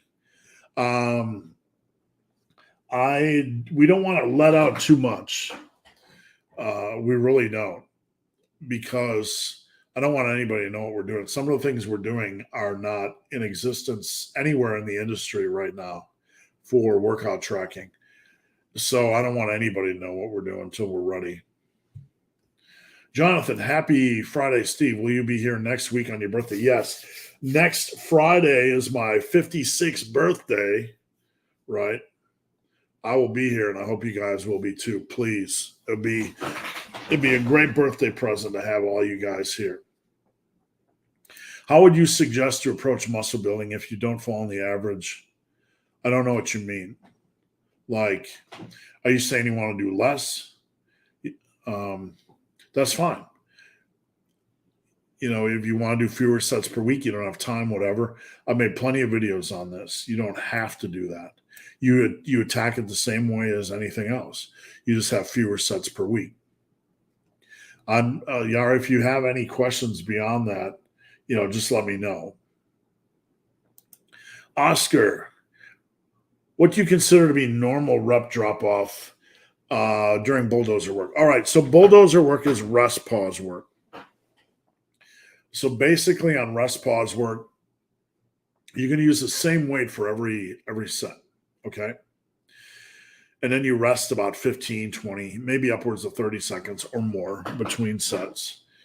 So normal rest pause will vary depending on the exercise, because some you'll be able to do more reps in between sets. You can do like 14 and then maybe 8 and then maybe 6 and then maybe 5 and something like that. There's going to be a drop off.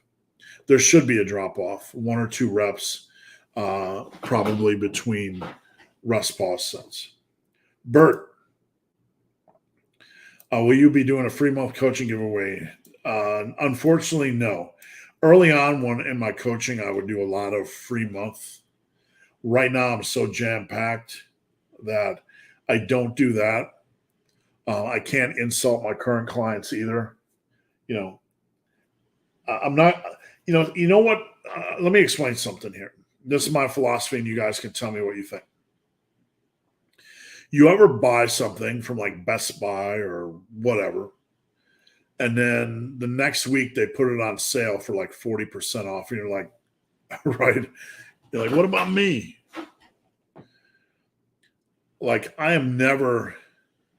This happens all the time on with these companies. You buy something and you're a regular customer, and then they'll offer new customers like 20 or 30% off. You're like, what about me? I don't do that to my clients. I'll never screw my clients. I'll never screw my clients like that. I did a lot of first month free coaching when I started, but that was open to everybody. What I do offer is pretty big discounts for people that sign up for a longer period of time. Like if you sign up for 6 months, I give you 2 months free. If you sign up for 10 months, I give you a lot free.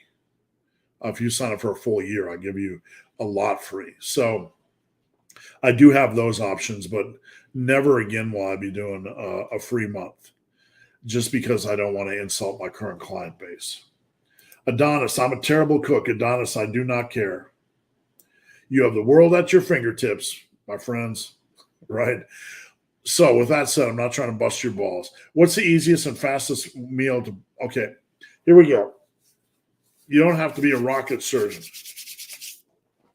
You need to get instant potatoes.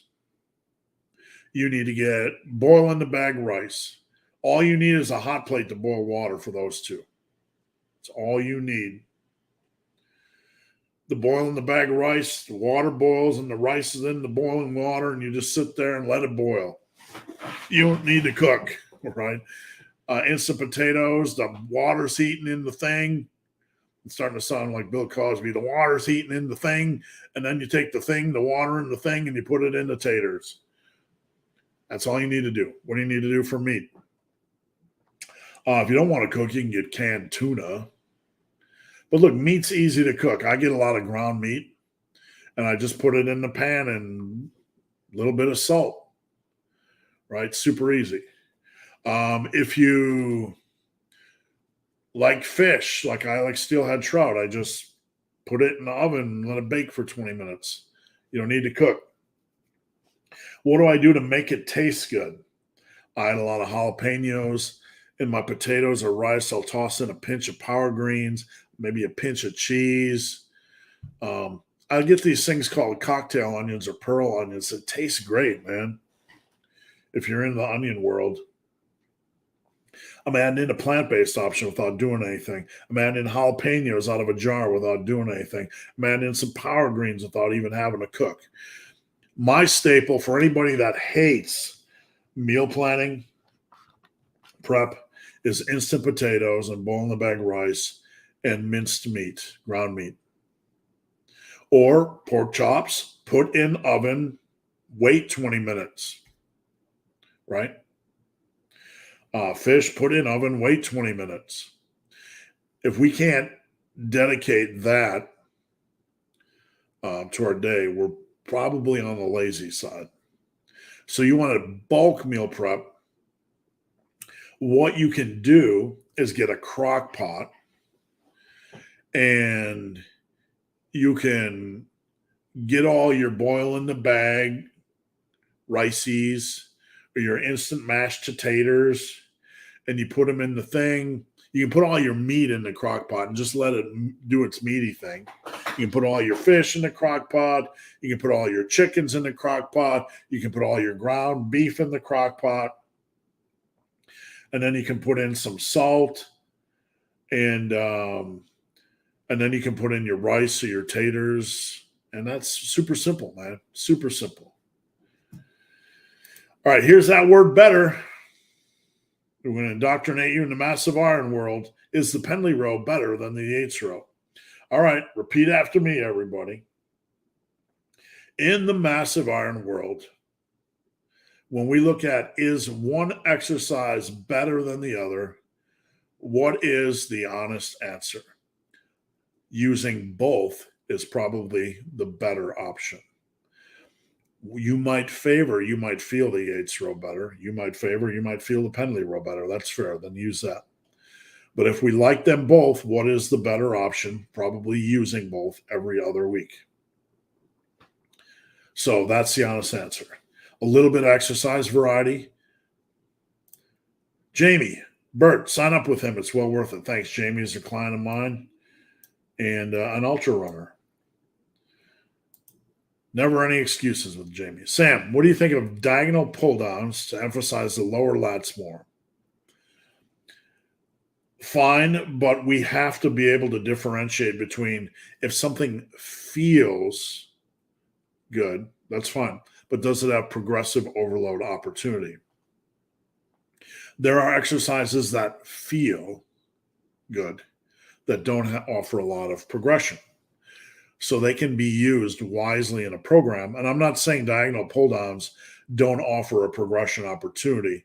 What I'm saying is when we try to figure out if an exercise is of value, we also have to process, does it have opportunity for progression? If you have lats that are weak, you can also do a lat-focused dumbbell row where you're bent over and you're driving the elbow more back towards your hip. That's a good option as well. I think I might go for it, Bert. I'd love to help. Have you seen Ahsoka season 1?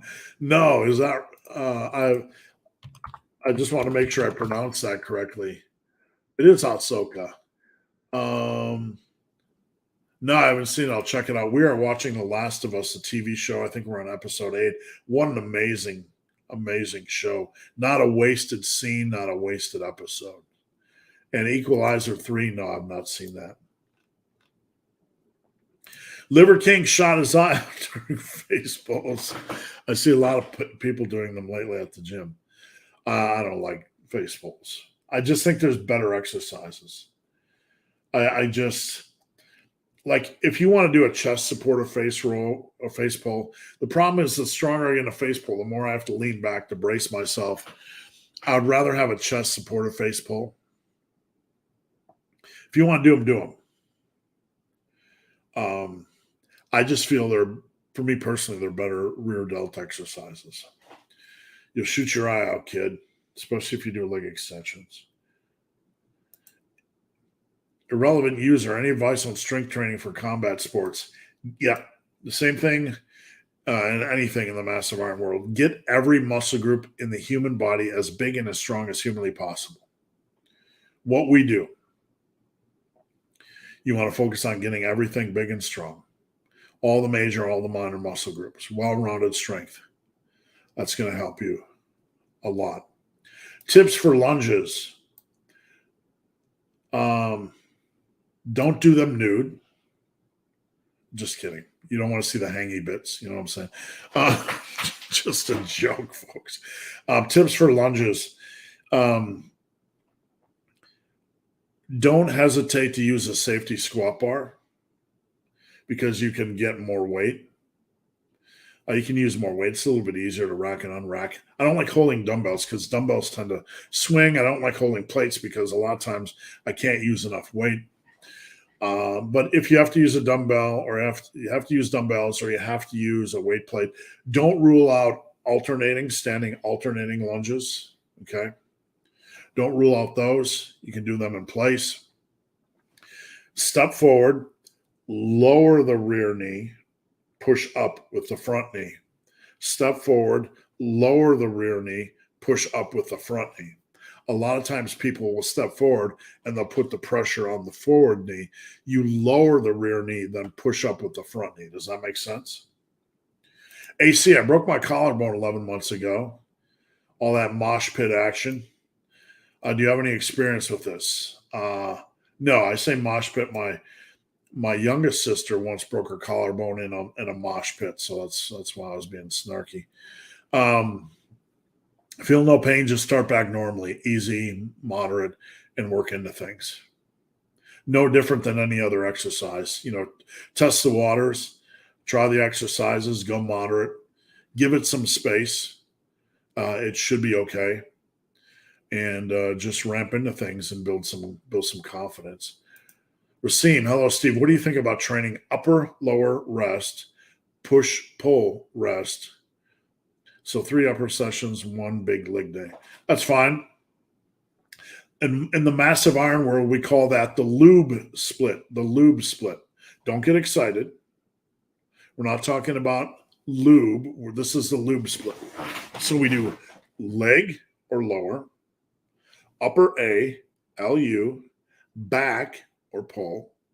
So LUB, leg or lower, upper A, back or pull, and then upper B, which is basically going to be a push.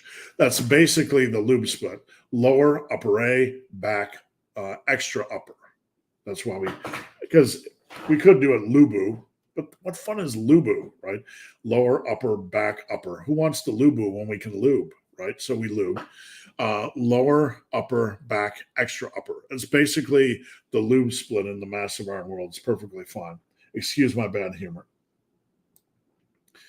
All right. Josh, Megaroids. Been doing a push-up jam press hybrid to get a little extra volume on tries. I've tried the when you do a plank and you push up, like a triceps get up. I've done those single-handed. But I think you're talking about kind of like a push up like this.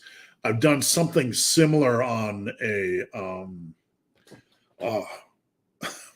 Brain Lock TRX station, but never on the ground. I'm not strong enough to do them on the ground, or I'm too fat to do them on the ground. What do you think about this training split? I think we did that already. Sorry. Megaroids, Josh Benware. Okay, thank you for the advice on chocolate milk to get in calories. You bet. I've been doing milk with protein powder. I used to, just for reference, when I was a younger man, I would post-workout, I would drink 32 ounces of chocolate milk, not kidding you. This is before the internet era. And one of those cherry pies, those nasty processed cherry pies. That's what I would eat post-workout.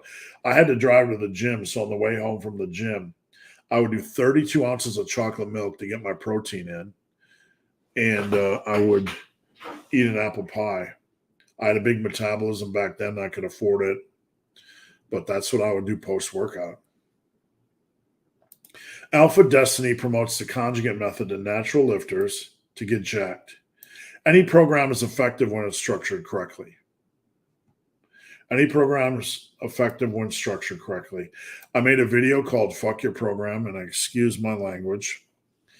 But you use the premise of the video is fuck your program.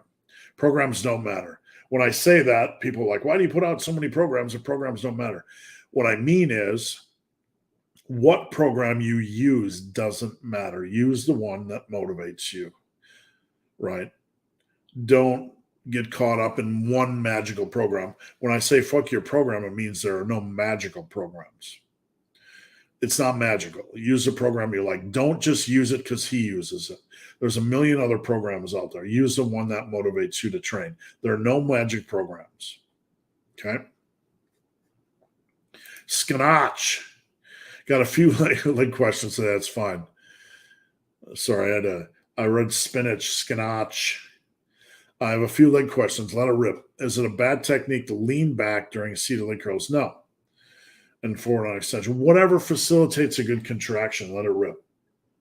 Let it rip. Mike Burrell. Now, this question has been asked hundreds of times. That's okay. That's what I'm here for. But I did not get a definitive answer. You will today. It is simply this. If you train 3 days a week with heavy weights, do you or don't you need to add cardio? Health. Okay. Let's break out of the bodybuilding mindset. And I'm not saying you're in it, Mike, but I'm saying a lot of people are in it, where we just lift. Lifting is great for metabolism. It's great for functional strength. It's great for general health. Do we need movement? I don't want to focus on the word cardio, because cardio is gym bro-ish. All right, let's insert movement in there. Movement for general health. Do we need movement? That's the question. Yes, there are so many studies and so much research out there that shows hyper inactive people generally have poor health, even if they lift. They tend to have poorer health, even if they lift. Now, some of that could be obviously habit-based. People that don't move a lot have other bad habits. Maybe they drink more, maybe they do this, that, or the other thing. So that there is that possibility. But extra movement is always a good thing for health. Always. Now, what level do you need to move? We're not going to set arbitrary numbers. But to answer the question, do you need movement for overall health? Yes. If you move a lot for work, do you need extra movement? Maybe not. What do we want for overall health? What is good for overall health? Do we need good sleep? We can get by without good sleep, but it's probably a good idea to get good sleep. Do we need to be out in the sun? We can get by without a lot of sun exposure, but is it good for health? Yes. Is low stress good for health? Yes. There are pillars that we need in a bigger sense to be healthy, to be happy, to maximize health. We need resistance training. We need to move. We need some. It doesn't matter. You like bowling, you like Pilates, you like hiking, you like extreme bouts of hyperactive sex. I'm not being facetious. I mean, all forms of movement are good. Swimming, whatever you want to do, right? Don't box it in as cardio. You don't need to do gym cardio. Pick some form of movement you like. I don't care if it's walking around downtown shopping. You're moving, right? Get out, be part of things, be part of life, go on adventures, get out of the house, be active, do things, We tend to be more depressed. Our mental health tends to suffer when we do less. And that kind of goes hand in hand with less movement. Does that make sense? You've expressed skepticism at doing the pullover for ribcage expansion, but do you think it's good for developing the serratus? It certainly can. I mean, there's no downside. I mean, I've not seen the research on rib cage expansion. I really haven't seen the study, so I completely plead ignorance. If anybody has studies on rib cage expansion, by all means, pass them along. I am open to learning. Do I personally want a bigger rib cage? I'm a pretty big tank as it is, so it's never been anything I worried about, right? And quite honestly, I'm not diminishing anybody that wants a bigger rib cage or wants a bigger torso, but I don't have a lot of people that come to me with that as a primary goal. So I would have to honestly do the research, but I'm definitely skeptical. I think you would have to do a lot of work for that to occur. On 2 days, I mean, you see some weird people doing like the rings on their neck and their neck gets longer. Right, the body will adapt. So do I think it's possible for rib cage expansion to take place? Theoretically, yes. Do I think it requires a lot of effort over time? Yes. 2 days a week training, how much muscle could I expect to gain as a beginner? You can, if you take 2 days a week and you run it as hard as you can over the course of a year, you're going to see some good quality gains.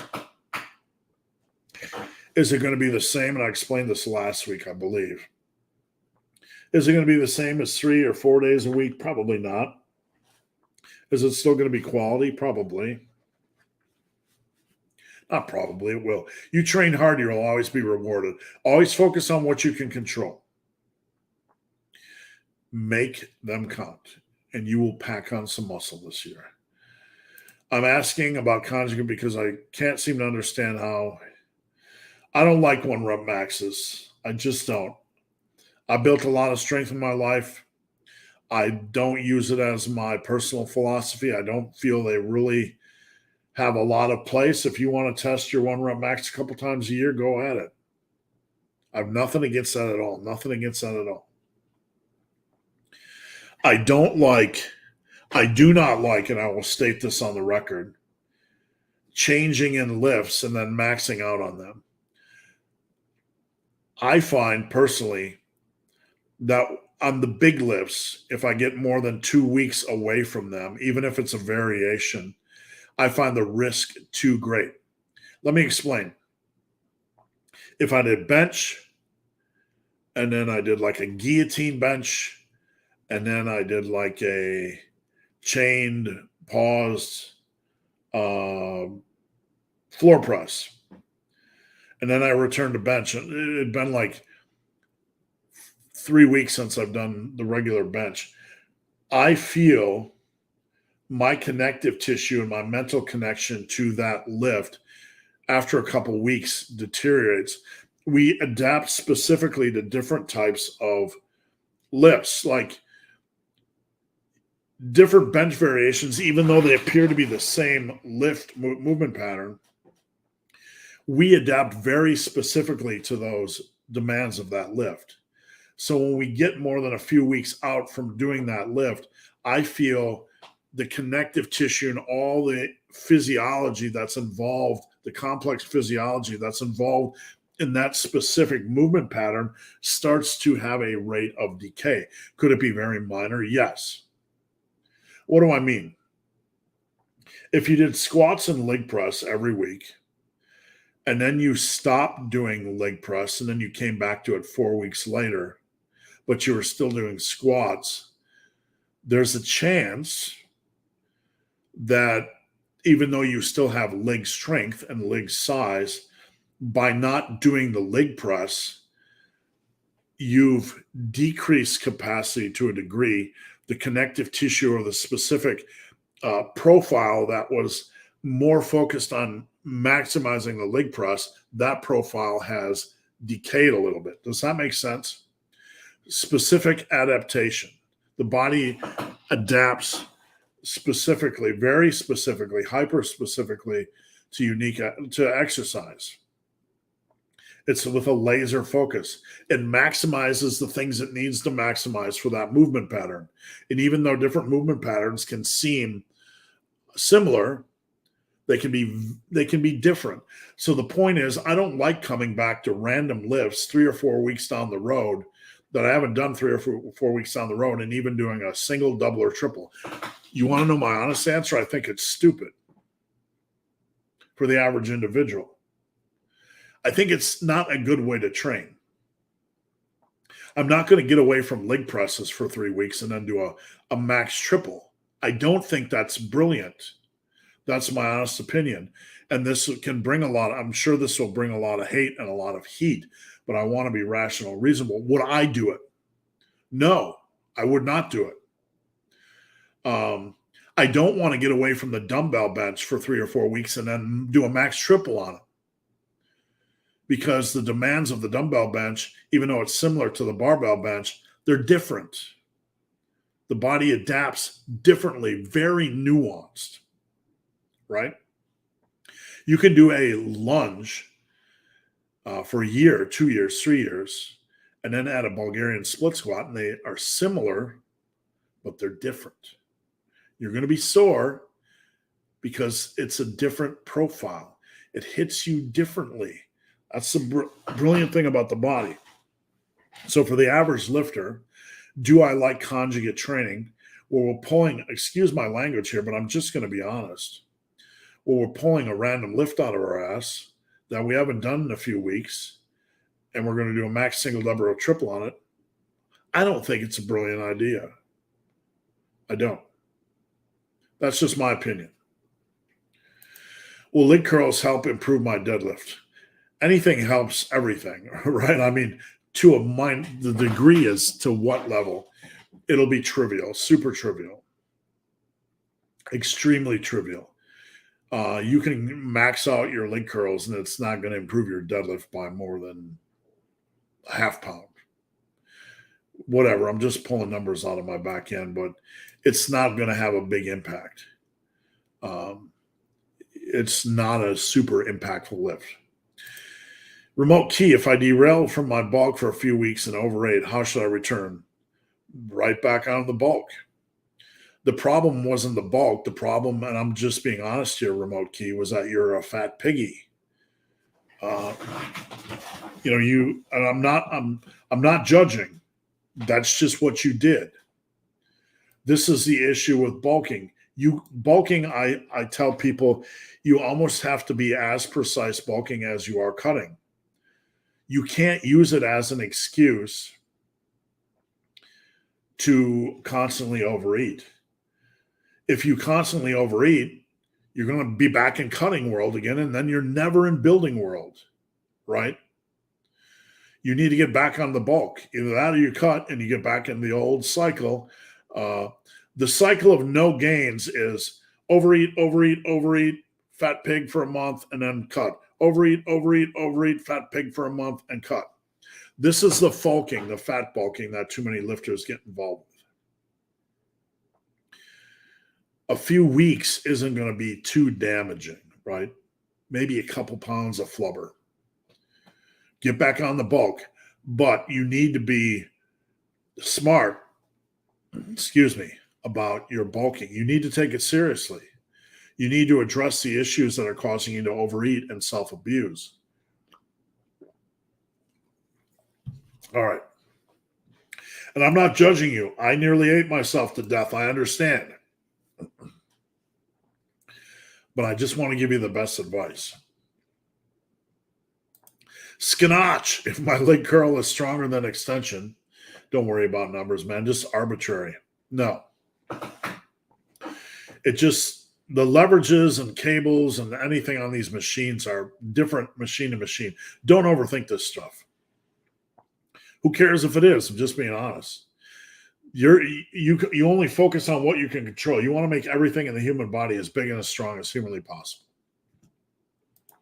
Josh Megaroids. Trying to maintain muscle, not caring about getting stronger or bigger. Okay, you were in maintenance mode. Having said that, what do you think about pre-fatigue to minimize injury? And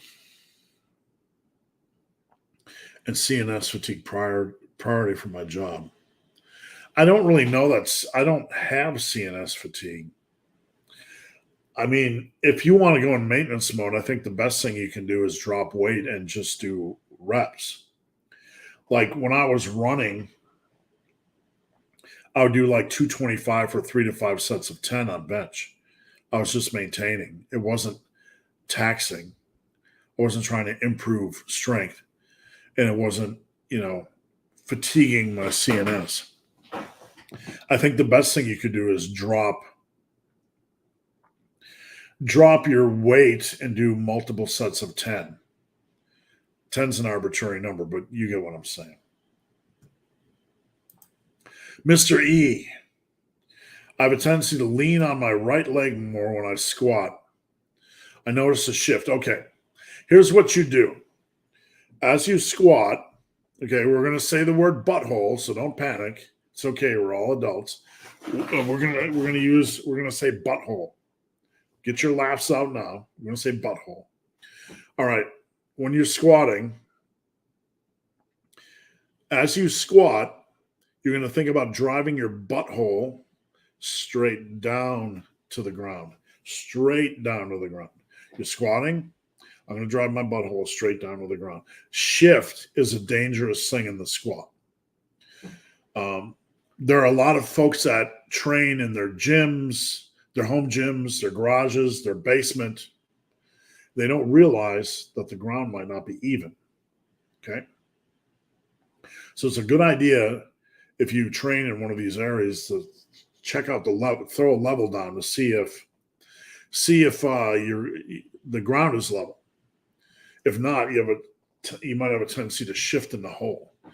I got a hamstring tear because I'm pretty sure it came from squatting in where I used to work. They threw a gym into a warehouse space, and warehouse spaces tend to be uneven a little bit, right? Water runoff and whatever. I guess I don't know. I'm no expert, but squatting there'd be a little bit of hip shift, and it pulled out my hamstring, and I tore a hamstring. So we don't want to encourage like a hamstring tear. And here we're going to say butthole again. When you squat, you want to think about driving your butthole straight down in a straight line. And that'll help you a little bit.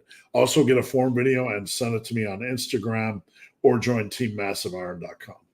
Remote Key, could you please Google the game body? I think somebody did this a couple weeks ago. Didn't we look at the game body? Gamer body? I don't know.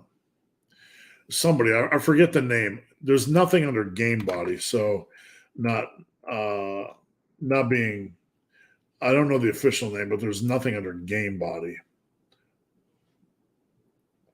If anybody can remind me what bro really said butthole. I can only work out 2 days a week. That's a lot of muscle to gain in a year for somebody that's working out 4 days a week. Don't be scared you're not going to gain any muscle. That's impossible. If you train hard, you're going to gain. Look, what are your options? You can only train 2 days a week. Here are your options. Go hard at it and gain 5, 6, 7, 8 pounds of muscle, or sit in the corner like a boo-boo baby. Right? I'm scared. Look, you're not going to, there's no chance.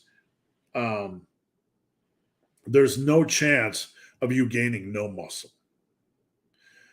You have to focus on what you can control, and you have to maximize it. Whatever the card life gets you, you need to take that card and run with it, my friend. You will always get something out of hard work. You will always. Will it be perfect 9 to 10 pounds a month or a year? No, probably not. Could it be 8? Could it be 7? Could it be 6? Likely. Go get it. If I only have to lift 3-4 days a week, is push, pull, legs A, push, pull, legs B? Yeah, it is.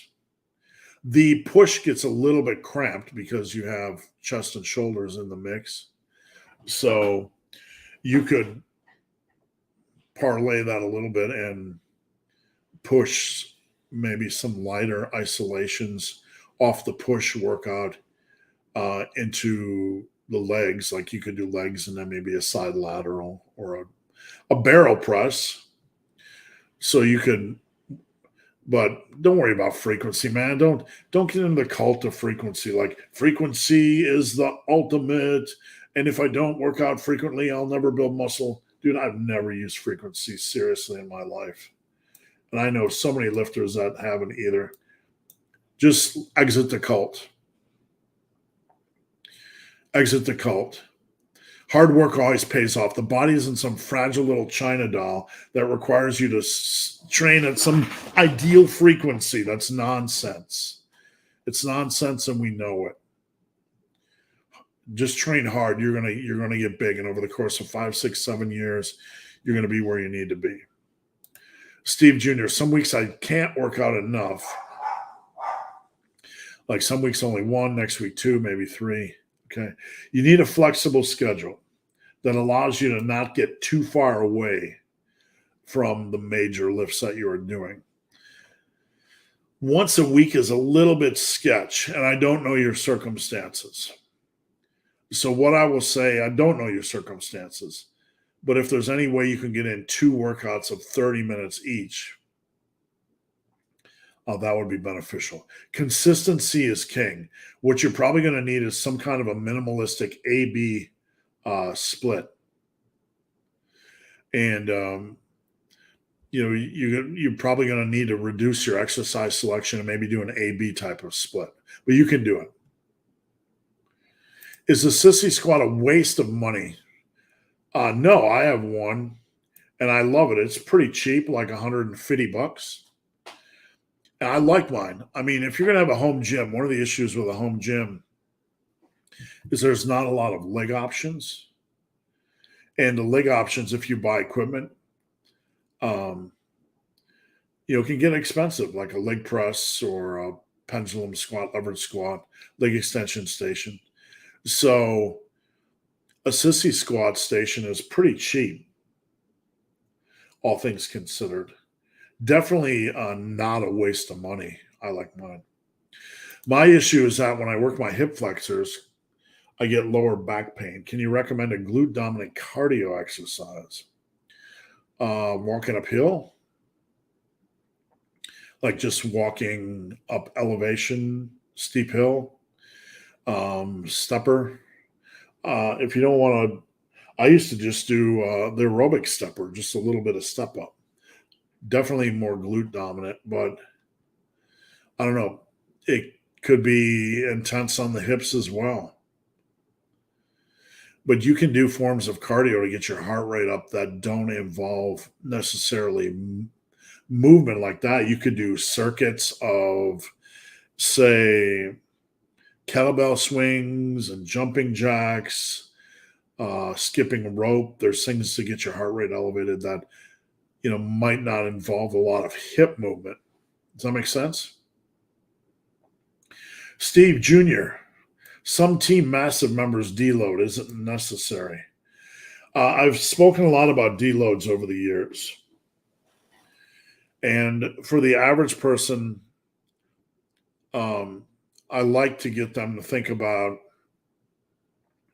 naturally taking off. Like when you feel fatigued, take off a day or 2. When you feel mental stress, take off a day or 2. When you feel beat up, take off a day or 2.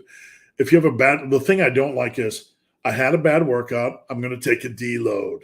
I had a bad workout, I'm going to reload. I had a bad workout, I'm going to unload. Like overthinking bad workouts is a cancer. I had a bad workout, I'm going to deload for a week. Why? Because you had a bad workout? I like to keep time away from the gym when I am mentally trashed, times in life when I'm physically trashed, when I'm sick, when holidays or birthdays or special events come up, when I'm on vacation. If we put all this stuff together over the course of a year, you're sick, when your vacation is, one of the special holidays, and occasional days off from feeling beat up or mentally fatigued, you're going to have time away from the gym naturally. That's nature's way of deloading us. Can you take a light week after a 3 to 4 month training phase? Absolutely.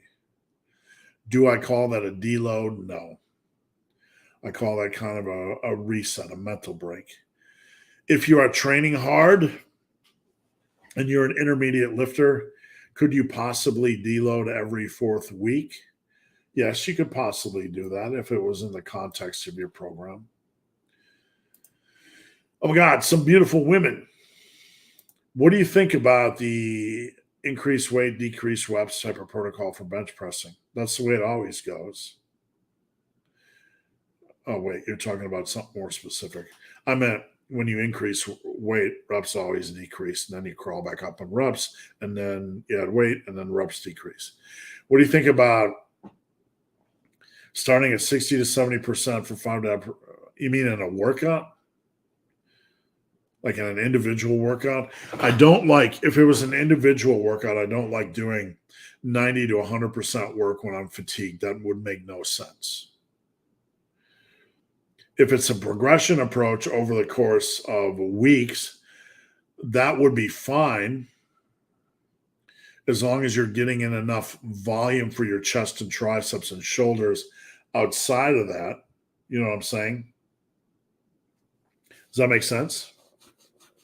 So if you were doing that over like a 4-week cycle, I wouldn't do it more than a 4-week cycle. I have some clients on a 3 or 4 week cycle where we do 70, 75, 80, right? You can even do 70, 75, 80, 85, but you have to make sure your chest and tricep and shoulder volume to back that up is still good because you still need your base building. What type of results have you experienced? I don't use DC training. DC training had issues for me. I'm not saying it's a bad way of training. I'm just saying for me, there are certain things I did not like about it. So I evolved it into bulldozer training. Okay. And the bulldozer system is something I've used and something my clients use. Bulldozer is my rest pause system. It's not just one split like DC is. There's many, many ways to implement it. You don't have to use it on every exercise and every workout. So I have a system called Bulldozer, which you can use partially in some workouts, or you can use in its entirety. If you guys need more information, you can DM me on Instagram at Ben the Barman or join Team Massive Iron. All my articles and workouts are on there for free. David, any tips for improving the lat pull down? I barely feel my back. When I do a lat pull down or a seated cable row, I don't just focus on driving my elbows back. I focus on moving my shoulders and elbows back at the same time. Shoulders and elbows back at the same time. Okay. And you got to work on that during your warm-up sets. And if you don't do warm-up sets, do a few. How to get the lower back to look like a Christmas tree? Well, step number 1, mass, and step number 2, defat. Just the same way, if you want to look like a Christmas tree, you're going to have to be lean, mean machine. Paladin, when are the tier list videos coming out? I don't know, man. I got to think about it. I got some time this weekend. I got getting my new dog tomorrow. I'll have some time this weekend to think about it. Skinach. I got to tell you guys something. I just, like when I was a kid, I just remember my sisters calling me a biatch, right? So just reminded me of that for some reason. I've been tracking my weight for the past 2 weeks. Again, 1.5 pounds. Not necessarily. It depends on if you just started on a bulk and you gained a little bit of water weight. But if you've been in the middle of a bulk and you're 2 weeks in, you're gaining that, yeah, you're going way too fast. I'd cut out 200 calories per day and we'd watch it for another 5 to 7 days. Someone's ringing your doorbell. That's actually the ding from Team Massive every time somebody posts in the chat. I muted it. What exercises work the short head of the Tricepticon? I like to do a wide variety of exercises. Like when I do extensions, I can feel the short head. I can feel the short head right now just doing an extension motion. So you can do push downs, you can do overhead extensions. I like to do a wide variety of triceps exercises, and almost all of them work both. Well, all of them do work both. It's just the way it works. But you want a variety. I like to do extensions, JM press, skull crushers, and the skull crusher variations we have in the Massive Iron world, which are skull destroyers and massive skulls. You can do close grips. I like the assisted press down. I have this in my home gym. Do a lot of volume. Thoughts on myostatin blockers? Don't waste your money. Get a coach instead. Don't waste your money on my honest opinion, just man to man, man and woman, man to mouth breather. Don't waste your money on this shit. Stop wasting your money on stupid shit that isn't going to fucking matter over the course of 5 to 10 years. If you train hard, excuse my honesty, guys, but you know, if you train hard, you don't need any of this crap over 5 to 10 years. It's just money you're flushing down the shitter. And I know from experience because I've done it myself. Not on myostatin blockers. If you train hard, you don't need any of this shit. If you don't train hard, none of this shit's going to matter. Does that make sense? Save your money and get a coach. Is cable pushdowns and overextensions enough? No. I don't think 2 exercises is enough really for any muscle group. I would work in JMs or close grips or skull crushers. Any number of, I'd like to see a little bit more variety. Brett, thanks for the explanation. You're welcome. Adonis Slim. We are rocking today, guys. Keep it going. Thank you so much. It makes my day when these lives rock. Let me get a drink. The magic. I've done these lives for 3-4 years now. I've never had to take a pee break. You think I'm inhuman? There's proof I'm inhuman. Just humor. No, I don't know. I'm just lucky. I know I can lose body fat easily. Is dirty bulking okay? We don't use dirty bulking. We don't use clean bulking. Our bulk has a weight goal, right? What's the weight goal we're trying to hit on our bulk? 2.5 pounds a month, 2 pounds a month, 3 pounds a month. What's your weight goal? That's what you hit. We don't dirty bulk. We don't clean bulk, right? If you want to eat only animal and plant-based and squeaky clean, have at it. May the force be with you. It doesn't matter. If you want to eat 80% and you have struggled getting your calories because you need 5,000 calories to bulk and you need some ice cream and some Doritos in the mix, but you still have a ton of good quality micronutrient foods, then have at it. Eat some dirty foods. We want to focus on bulking properly, nailing our monthly weight gain, and we want to focus on taking care of ourselves. Nutrient. As long as you get a good nutrient base, as long as you get a good nutrients base in your diet, then you can have some fun foods. That's called living. If all you're going to do is eat crap, then there's a chance you're not focused on taking care of yourself. John, we tend to get a lot of takeout because of time constraints. How can I battle that without meal prepping? Well, there are a lot of good meal plan options, pre-planned bodybuilder type of meals that really aren't going to be more expensive than fast food. There are plenty of food options at Walmart or Kroger or whatever grocery store you use that are high protein, healthier meals that just require microwave time. Time constraints. I don't know. Look, I got to call a spade here, right? How much time y'all spend a day looking for food options, deciding what you want to eat? In that 10 minutes, I whipped up my meal. So I think I would also encourage you guys to really stretch your boundaries a little bit because um,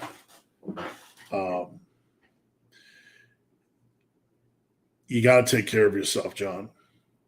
And, you, you know, also just because you get takeout doesn't mean you need to eat like shit. There's plenty of good takeout options that are good quality stuff. I can get rice and chicken teriyaki from the from the sushi place down the road, right? There are plenty of good options you can get that aren't crap. So don't use that as an excuse. I'm not saying you do, but don't use that as an excuse to eat like crap. Harut, happy Friday. If you're proficient at pull-ups, is there any advantage in doing the lat pull? There's always an advantage in doing variety, yeah. I would always like to see somebody do both. Alice, Tom Platt's right. Do we always have 5 more reps? No, I wouldn't say that. I think on squats, sometimes I always have 2 more reps, but are they worth it is the question. No, generally not. We need to live to fight another day. Can we get 5 more cheaty reps on a row? Yeah.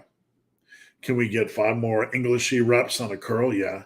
Can they sometimes have value? Yeah. We just got to be safe and smart. But as a blanket statement, no, not on every exercise. Big Sam, regarding progression, is doing 3 sets of 6 to 8 a good method? Yeah, it's a fine method. Reasonable rep range. Back it up with other exercises that maybe have a little bit more volume, like hack squat, 8 to 10 range, leg press, 8 to 15, 8 to 20 range. You're all good. Can I looks buffer and close with a year of training? Yeah, you can pack on a good 8 pounds of mass, drop good 10 pounds of flubber, improve your body composition, and definitely look better. You can do a lot in a year. I plan on deload due to fatigue, but I got sick. I foresee taking a week and changing over. No, long-term progress, you're always going to have that every year. There's always going to be some challenge, but the key is to keep fighting when you can fight. One of the good things about muscle memory is that after you lose mass, if you lose mass, and a week off, you're not going to lose mass. Even if you had to take a month off and you lost 2 pounds of mass, let's just say theoretically, muscle memory, it's going to come back almost immediately. That's the beautiful thing about muscle memory. So if you keep fighting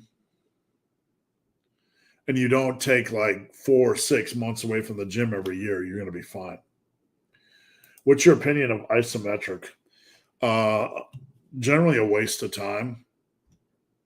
Usually when I answer questions like this, somebody spits back, but we're doing conventional hypertrophy. I don't need that isometrics. If you want to, if you find value as some kind of a finisher, go ahead, but it's not conventional hypertrophy. It's not anything I care about. I'm not saying you can't care about it. It's just nothing I really worry about. Do you have any superstitions like don't loft when it's raining or never strip on a line while running? Strip. I never strip on a line while running. I'll tell you that much. Not really. No. I literally don't. I travel for a living. All the cable machines at the different gyms make progression difficult to standardize. Here's what I do. When you do a station, I kind of run the stack up. Okay. You can kind of do this without it taking too much time. So I walk into a new place and I got to do cable tricep extensions. I'll start in a place on the stack where I think I'm going to be good. I'll try to do 10 reps. Was it way easy? I'll jump up 2 plates. Was it kind of challenging? I'll start to creep up plate by plate till I cap out, and then maybe I'll do some working sets there. Does that make sense? So focus on hard training, not just numbers. Hard training pushes hypertrophy, not raw numbers. So if you have a different machine every day of the week, every week, as long as you're pushing hard training, or you can get to the point where one set of that exercise was pushed for maximum safe quality reps, you are pushing hard training. You are progressing in some bigger vaporous sense. You're still progressing in strength. Does that make sense? Curious if you've ever tried things like rows or shoulder press from a straight barbell but single arm.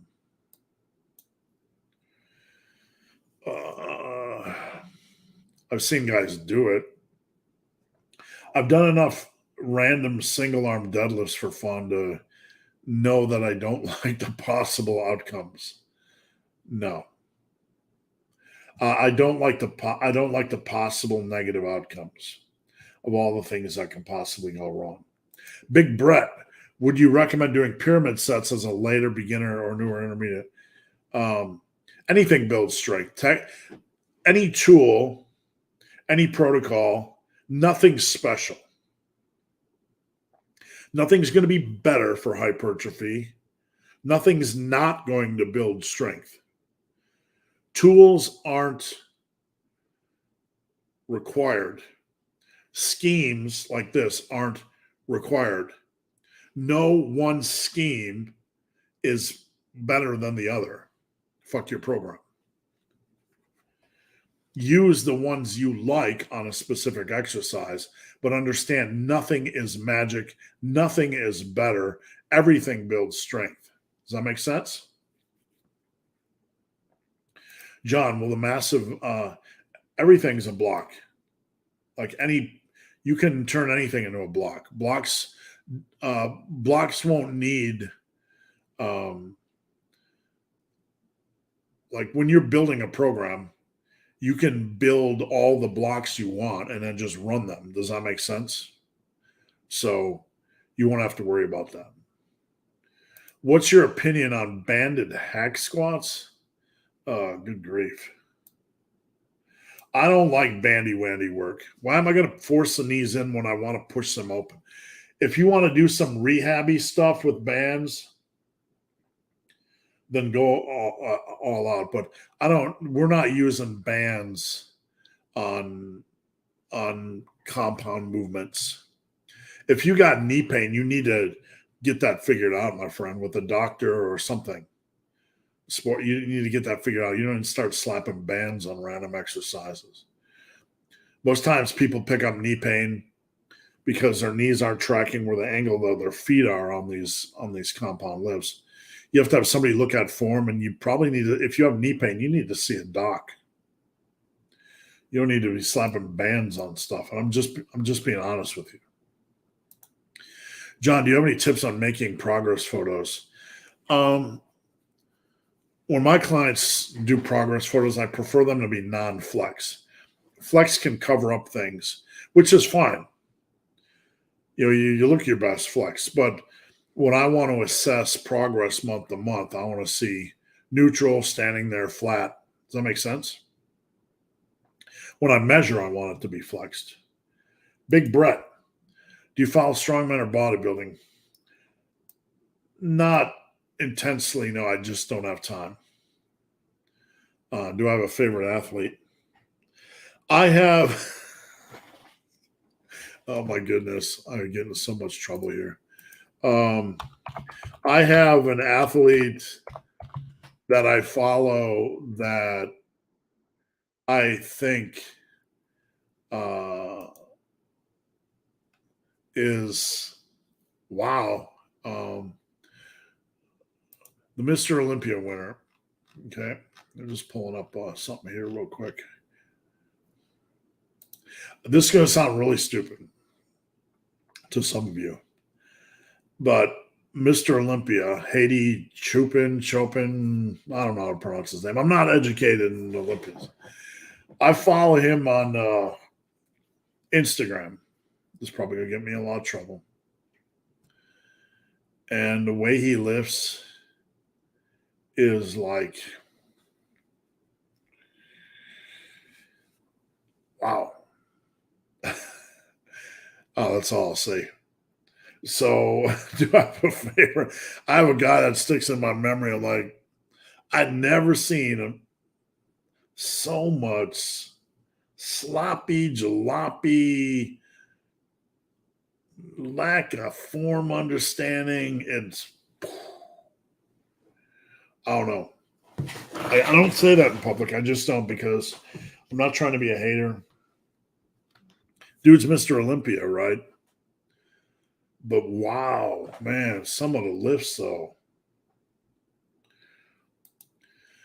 Do you like the threes protocol for arm exercises?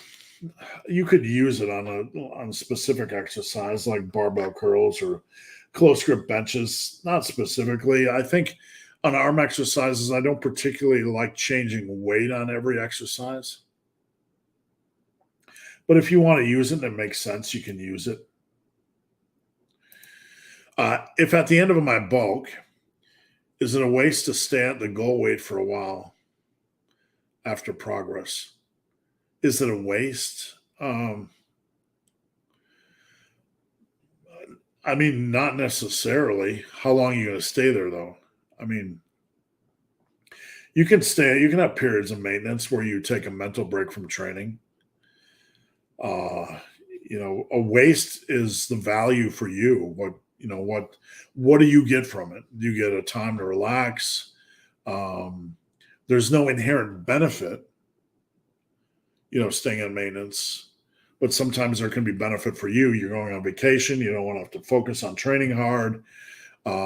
Maybe need a mental break after a hard training block. It's never a waste to maintain mass. And Tammy, thanks. Tammy's a new client of mine. Thanks, Tammy, for joining in today. Liberated Mind, yo. And the Black Lion. Glad to have you here. Black Lion got on board this week as well. I just talked to him this week. Can't wait to get rolling as well. Tammy says she's doing content and listening. Barbell Bryce, how do you decide which progression scheme a client uses? It really depends.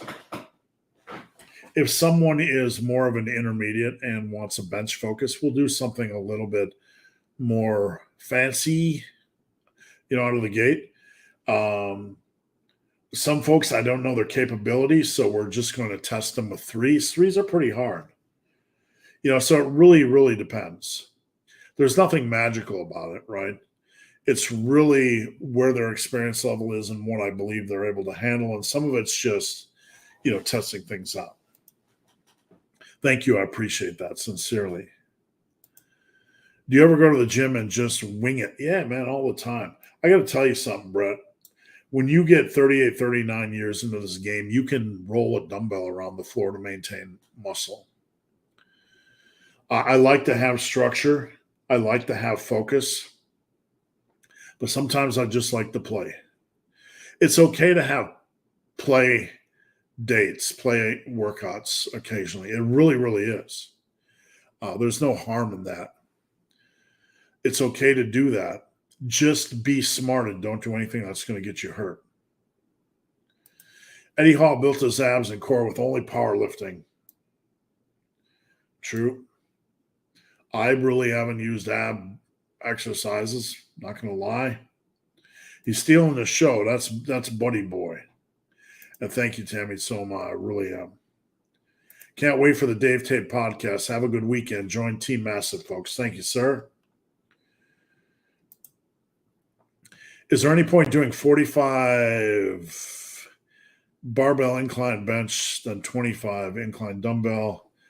Or is that overkill with decline and flat flies? I don't like doing inclines at 45 degrees. I would doing incline barbell and incline dumbbell are not redundant. I would do both. You could do flat, you could do incline. I just wouldn't kick that degree up much more in 2025. Definitely not overkill. What's the most annoying part of being a trainer? Oh, wow. I love what I do. Okay. It's absolutely a blessing. And I want nothing more than to help people. I wouldn't call it annoying, but there's always a wide variety of people that sign up for a wide variety of reasons and a wide variety of goals. I think the hardest part is when you get somebody on and you are passionate to see what they can do. You're passionate to see their best. You just want to see their passion. Like Harut, you're a good example. I know when I go on, you're going to have videos and commentary and questions and stuff. And I know you're passionate. And I know when I see that you are going to move mountains. And you did. You are one of the best transformations, the best stories I've ever worked with. And I have a lot of them.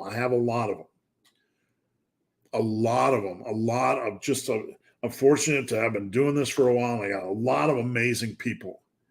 And you're right in that top pool of top 100. When I say top 100, that's out of a lot of people. But I know when I see you, like, he's going to kill it. Because the passion is there, the detail is there, the form videos are there, the questions are there, right? But I think the hardest part, and everybody's different, right? You have to understand this. Some people are more socially, how do you put this without making it sound negative? Because it's not a negative. Not everybody wants to overshare with me. Not everybody comes to me for a relationship. Not everybody that just shares a workout without notes isn't devoid of passion, right? I have to understand that as a coach. If I have somebody that just shares a workout and no notes, do I assume they're not full of passion? No. They just might express it differently. But still, sometimes I want to see it. I want to find a way to taste it. I want to find a way to smell it. I want to find a way to peek into their brain and see how the passion level is. Does that make sense? Now, do some things happen when you're a trainer that do you get over a little bit? Yeah, I mean, truly. Like, when I don't get workout reports, like, come on, man. Send a workout report.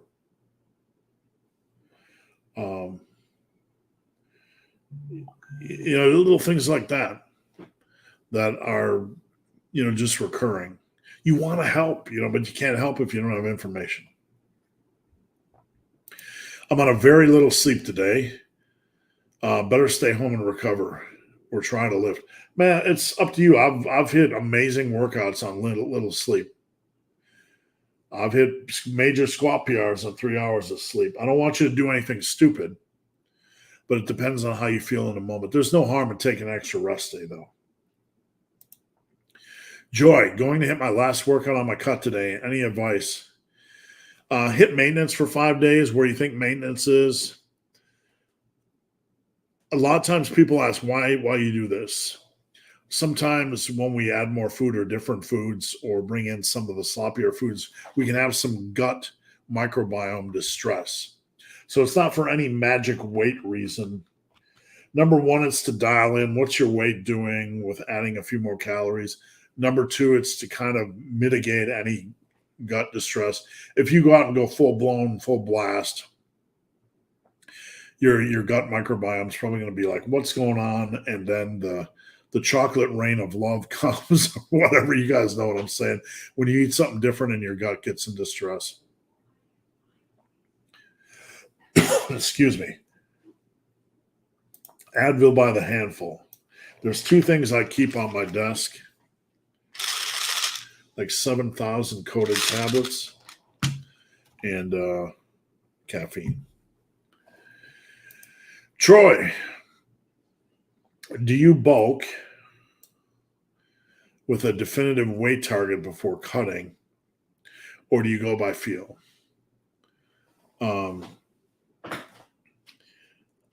I like to have a number where we reassess.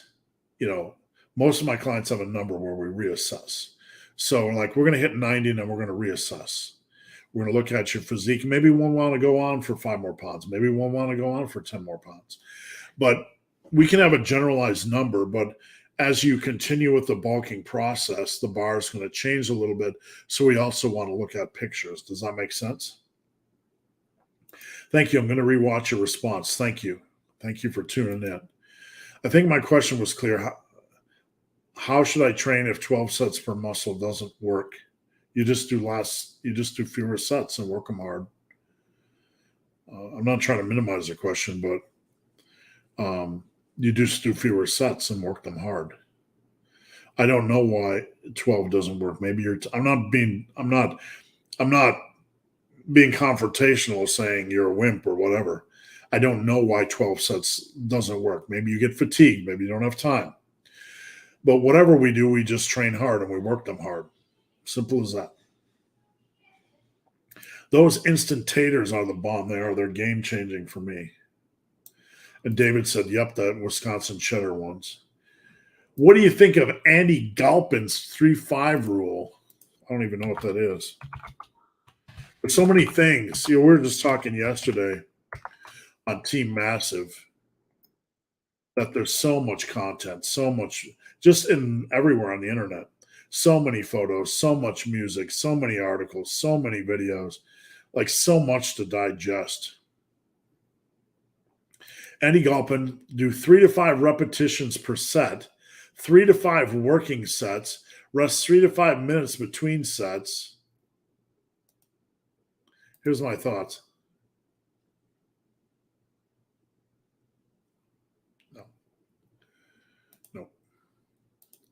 Nope. No. Nope. Who's Dr. Andy Galpin? No. No.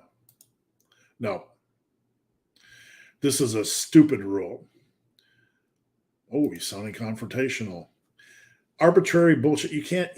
This is not the way it works. We don't make cutesy tootsy little ruly-wooly numbers. Do 3 to 5 reps of 3 to 5 sets of no. Way too low. Arbitrary. The demands of every exercise are different. This is just reductionist nonsense. Who is this guy? I mean, seriously. We have to be smarter than this. 99, there's no massive lifter or the Fauzi's. Could anything be used to progress? Yeah, you can use 3 to 5 reps on all sets. This is nonsense. It's not enough volume. It's way too heavy. As you progress, it's going to become a pain. It's just bad, reductionist, juvenile programming. I would say, I don't know, but if that's his primary drum, I would flush him from my content world. In the massive iron world, when we look at is one exercise better than the other, the honest answer using both is probably better. Exactly. I hate pasta. Good. It's a waste of calories, but my wife is Italian. Bad. Oh, now we're in trouble. So I make rice just to tick her off. Hey, you got to sleep in the doghouse, my friend, so whatever works. But look, a lot of times when I say bread and pasta are bad, put them up, right? People get kind of angry at me. But I don't like things with white sugar and white flour. I don't. I'm sorry, I don't. I don't think they're good choices. There can be sprouted bread and there can be good choices, and you can eat it in moderation. I eat pasta in moderation. I eat ice cream in moderation. I eat pizza in moderation. I had some pasta last weekend. We went out to eat. I had a steak and some ravioli. I have some pasta occasionally. Should it be a daily carb source? Well, if you have like 80% of your calories from really nutrient dense stuff, it's probably okay. We have to look at the bigger picture. But in general, over consuming pasta and over consuming bread, because of the white sugar or white flour, and with bread, white sugar issues, not my best choice. Joy Pass the same. Rice seems to have more volume in my stomach. Yeah, and it's slower digesting. I have a like a ladder, a tier list. Taters at the top. Taters fill me up more and seem to digest more slowly. Really fill me up. And that's mashed taters. And then I have rice. If I eat the same calories, like in a boil in the bag rice, as a instant potato, I feel more full and more satiated on the taters. And pasta might feel more full initially, but I don't know. I just have weird bloat. Pasta can leave me feel bloated. Where's the upper lower posterior exercises you created? The workouts, you can search on this channel upper posterior or upper lower. You can find them. You can go to my website and look through the workouts tab. My website is superlivingtoday.com. You can check out the workouts tab at superlivingtoday.com and find them. Or you can Team Massive, there's an articles or workout tab. You can find everything as well. Denver Blues, I think there will come some harder marital times my way, unfortunately, but I want to keep going and add mass. Do you have any tips to keep going? Take care of yourself, right? You have to fight the mental battle. I am going to take care of myself, right? If you allow any relationship, marital, work, whatever, to compromise you, they are controlling you. So when someone has a ton of work issues, and I'm not being judgmental, and I'm not minimizing this, it can be real. The stress is real. But we have to understand mentally, if a relationship is sour, or our work is sour, our relationship with our parents is sour, or whatever the case is, if it's controlling us and causing us to live differently, eat differently, handle stress, consuming us with stress, we are in bondage to that. Okay? It's controlling us.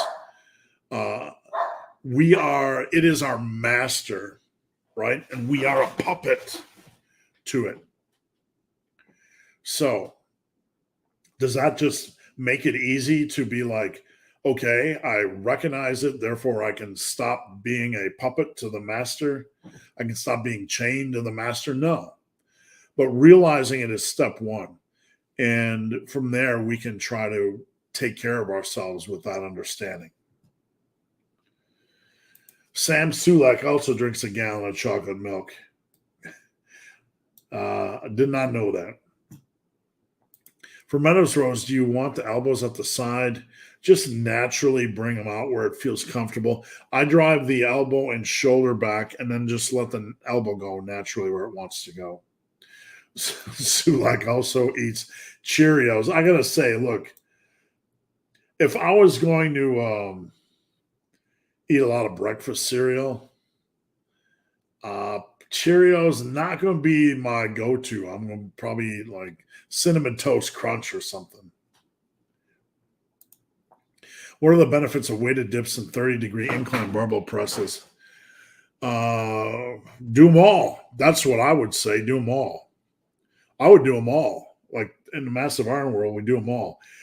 Like here we're getting into better. What's better, this or that? What's better, A, B, or C and D? Better is probably all. There are no real benefits. What's the benefit of bench to an incline? The real benefit is probably doing both. That's the honest answer. Big Chris Jackson. Thoughts on eating 3 ounces of shredded mozzarella to get my, oh yeah, have at it. Let it rip, man. Cheese.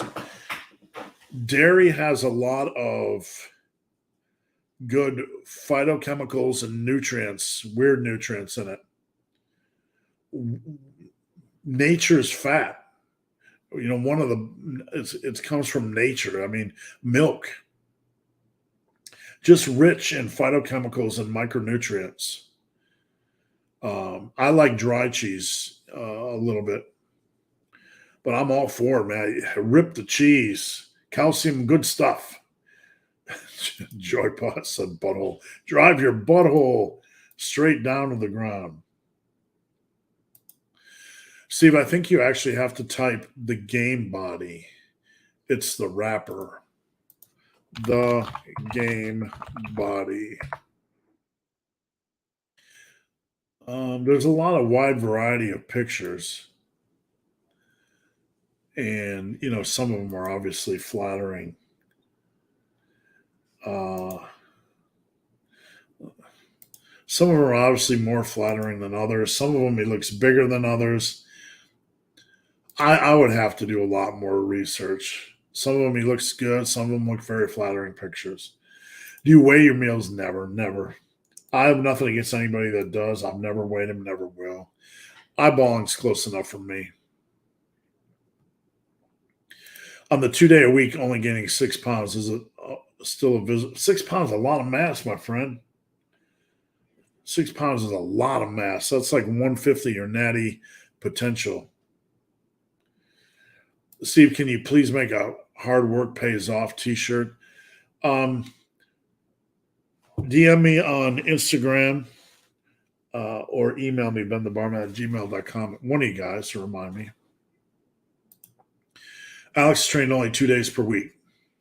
I don't know if that's true. I'm just going to take your word on that. But you can do a lot with 2 days a week. Do you have a minimal A-B split? I have everything, my friend. I've been doing this so long. I got my A-B splits of A-B splits.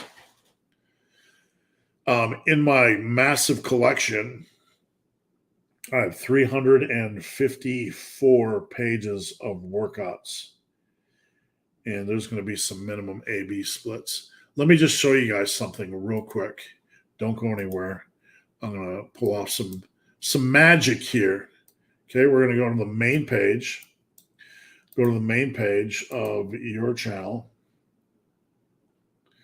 And let me do this live. Let me do this live. We're going to share the screen. And let's see what we can find. Whoops. Remove. That's the comments. Present.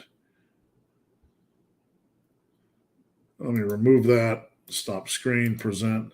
I shared the comments. Sorry, that was an accident. Here we go. So we're going to look for minimal. What we're going to do is go over to the main page of my channel. And what do we want to we want to search 2-day. So if you search 2-day, You get build muscle using only 2 workouts a week. And I got 5 new workouts included.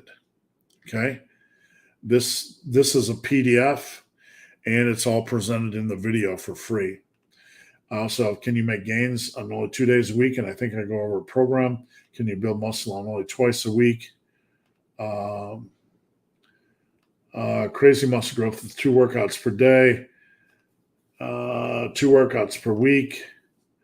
I've been doing that. I've been like, literally, I've made like 3,000 videos. So I got tons of information just on those alone.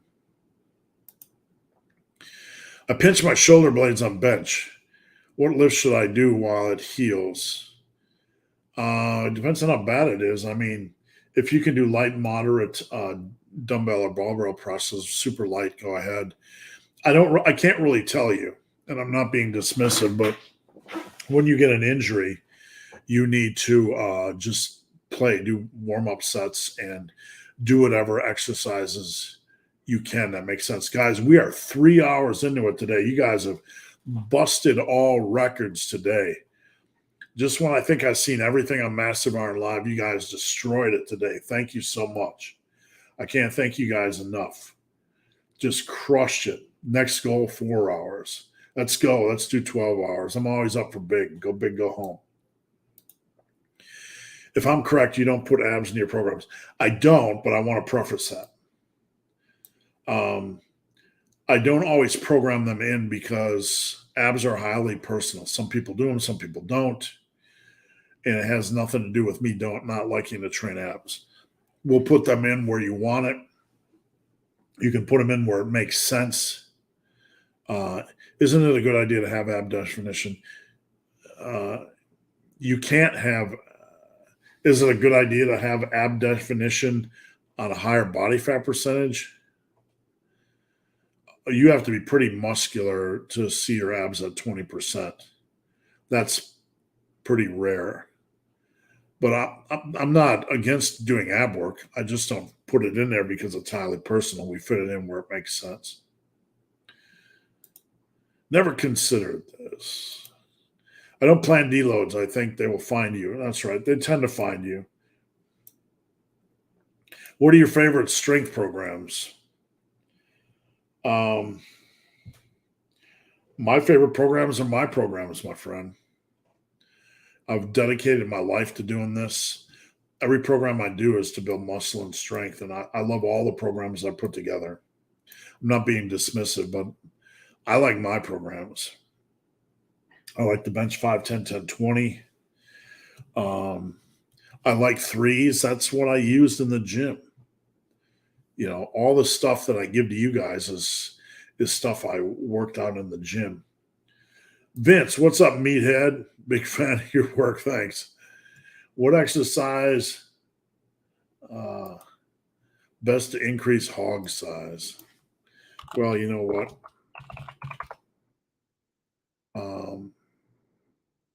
The average feral swine weighs between 50 to 250 pounds on average. So I would say feeding your hog. I'm 6'4" and 164 and pretty skinny. Will 2 years of bulking make me look like I lift? Yeah, 2 years of lifting is going to give you a lot of mass, even if it's moderate.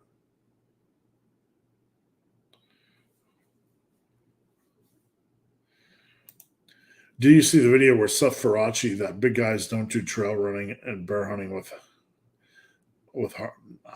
no, I did not. I don't know the context. Big guys don't do trail running. I guess I fail then. I don't know the context though. What is the worst split program that you have seen? There is one that I've seen by a content producer that I actually made a video about. It's super unbalanced. And I'm not going to name names because I don't want to get in a fight.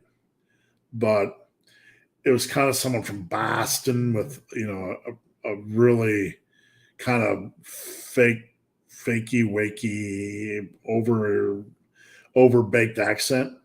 You know what I'm saying?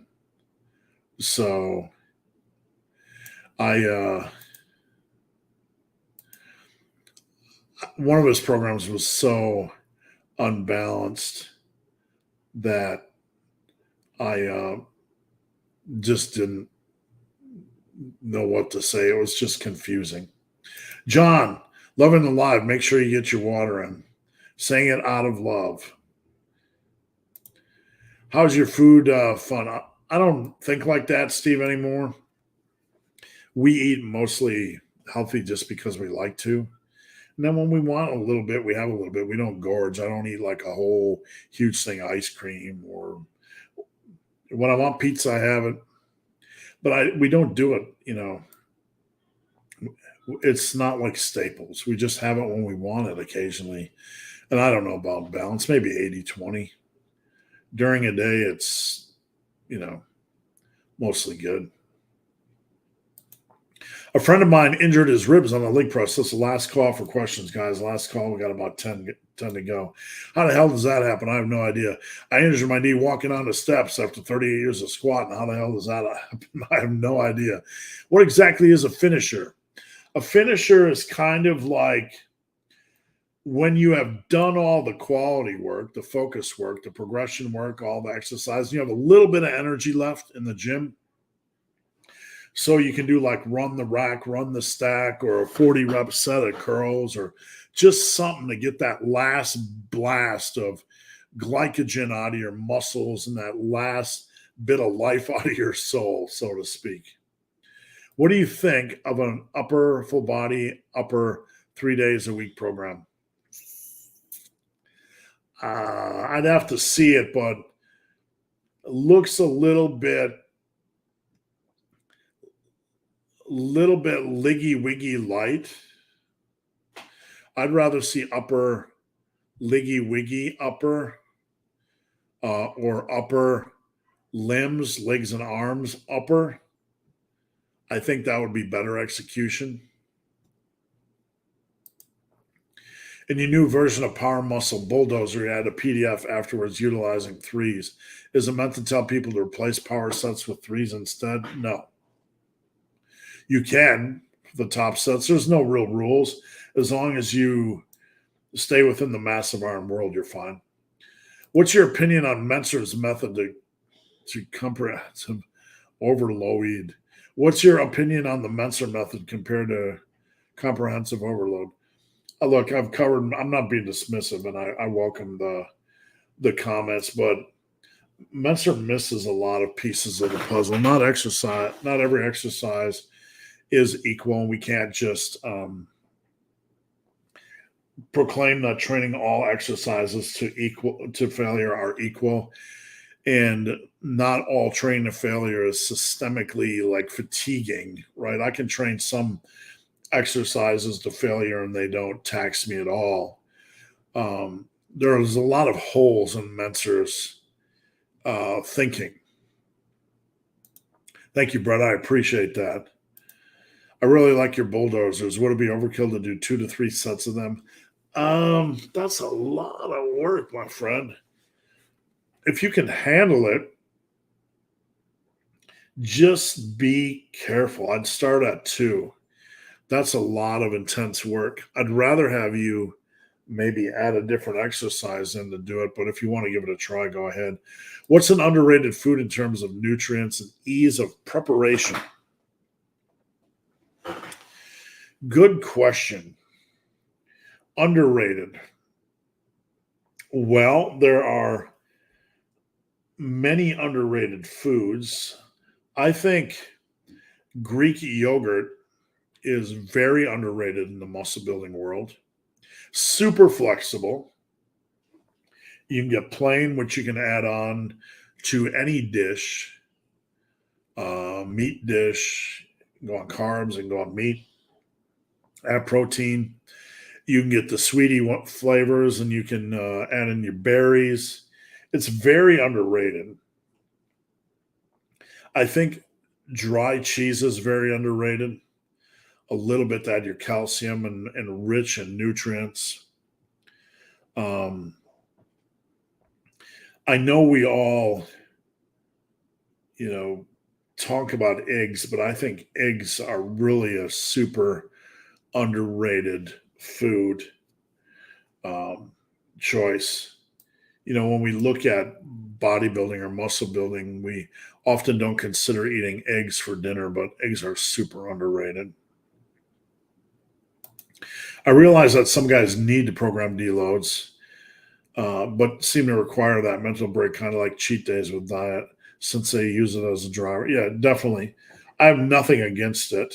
I have nothing against it, but some people use it as an excuse to overdo it. Let's put it that way. 24-hour Q&A. I'll stand here as long as you guys want. We got 4 questions left. Last call for questions. Feed your hog and hog cranks to failure. Good afternoon, Carlton. Hope all is well. And last one. Olive Garden heard you don't endorse bread, so YouTube gave me an Olive Garden. Yeah, I bet it was listening in. All right, guys, that's it. We just crushed 191 minutes. Next week's goal is 200 minutes. Thanks, everybody, for watching. I truly appreciate all the questions. I appreciate each and every one of you. Before you go, please tune in next Friday for my birthday. I'd love to have you here. I turned 56, and I'd rather be no place than with you ugly-looking bastards. Thank you so much for your support. And if you need any help, please check out teammassiveiron.com. We'd love to have you over. If you need a workout, creatine, whey, or you want coaching, check out superlivingtoday.com. And please head over to my Instagram. Give me a follow at Ben the Barman. All right, guys. Thanks for watching. And we are out of here.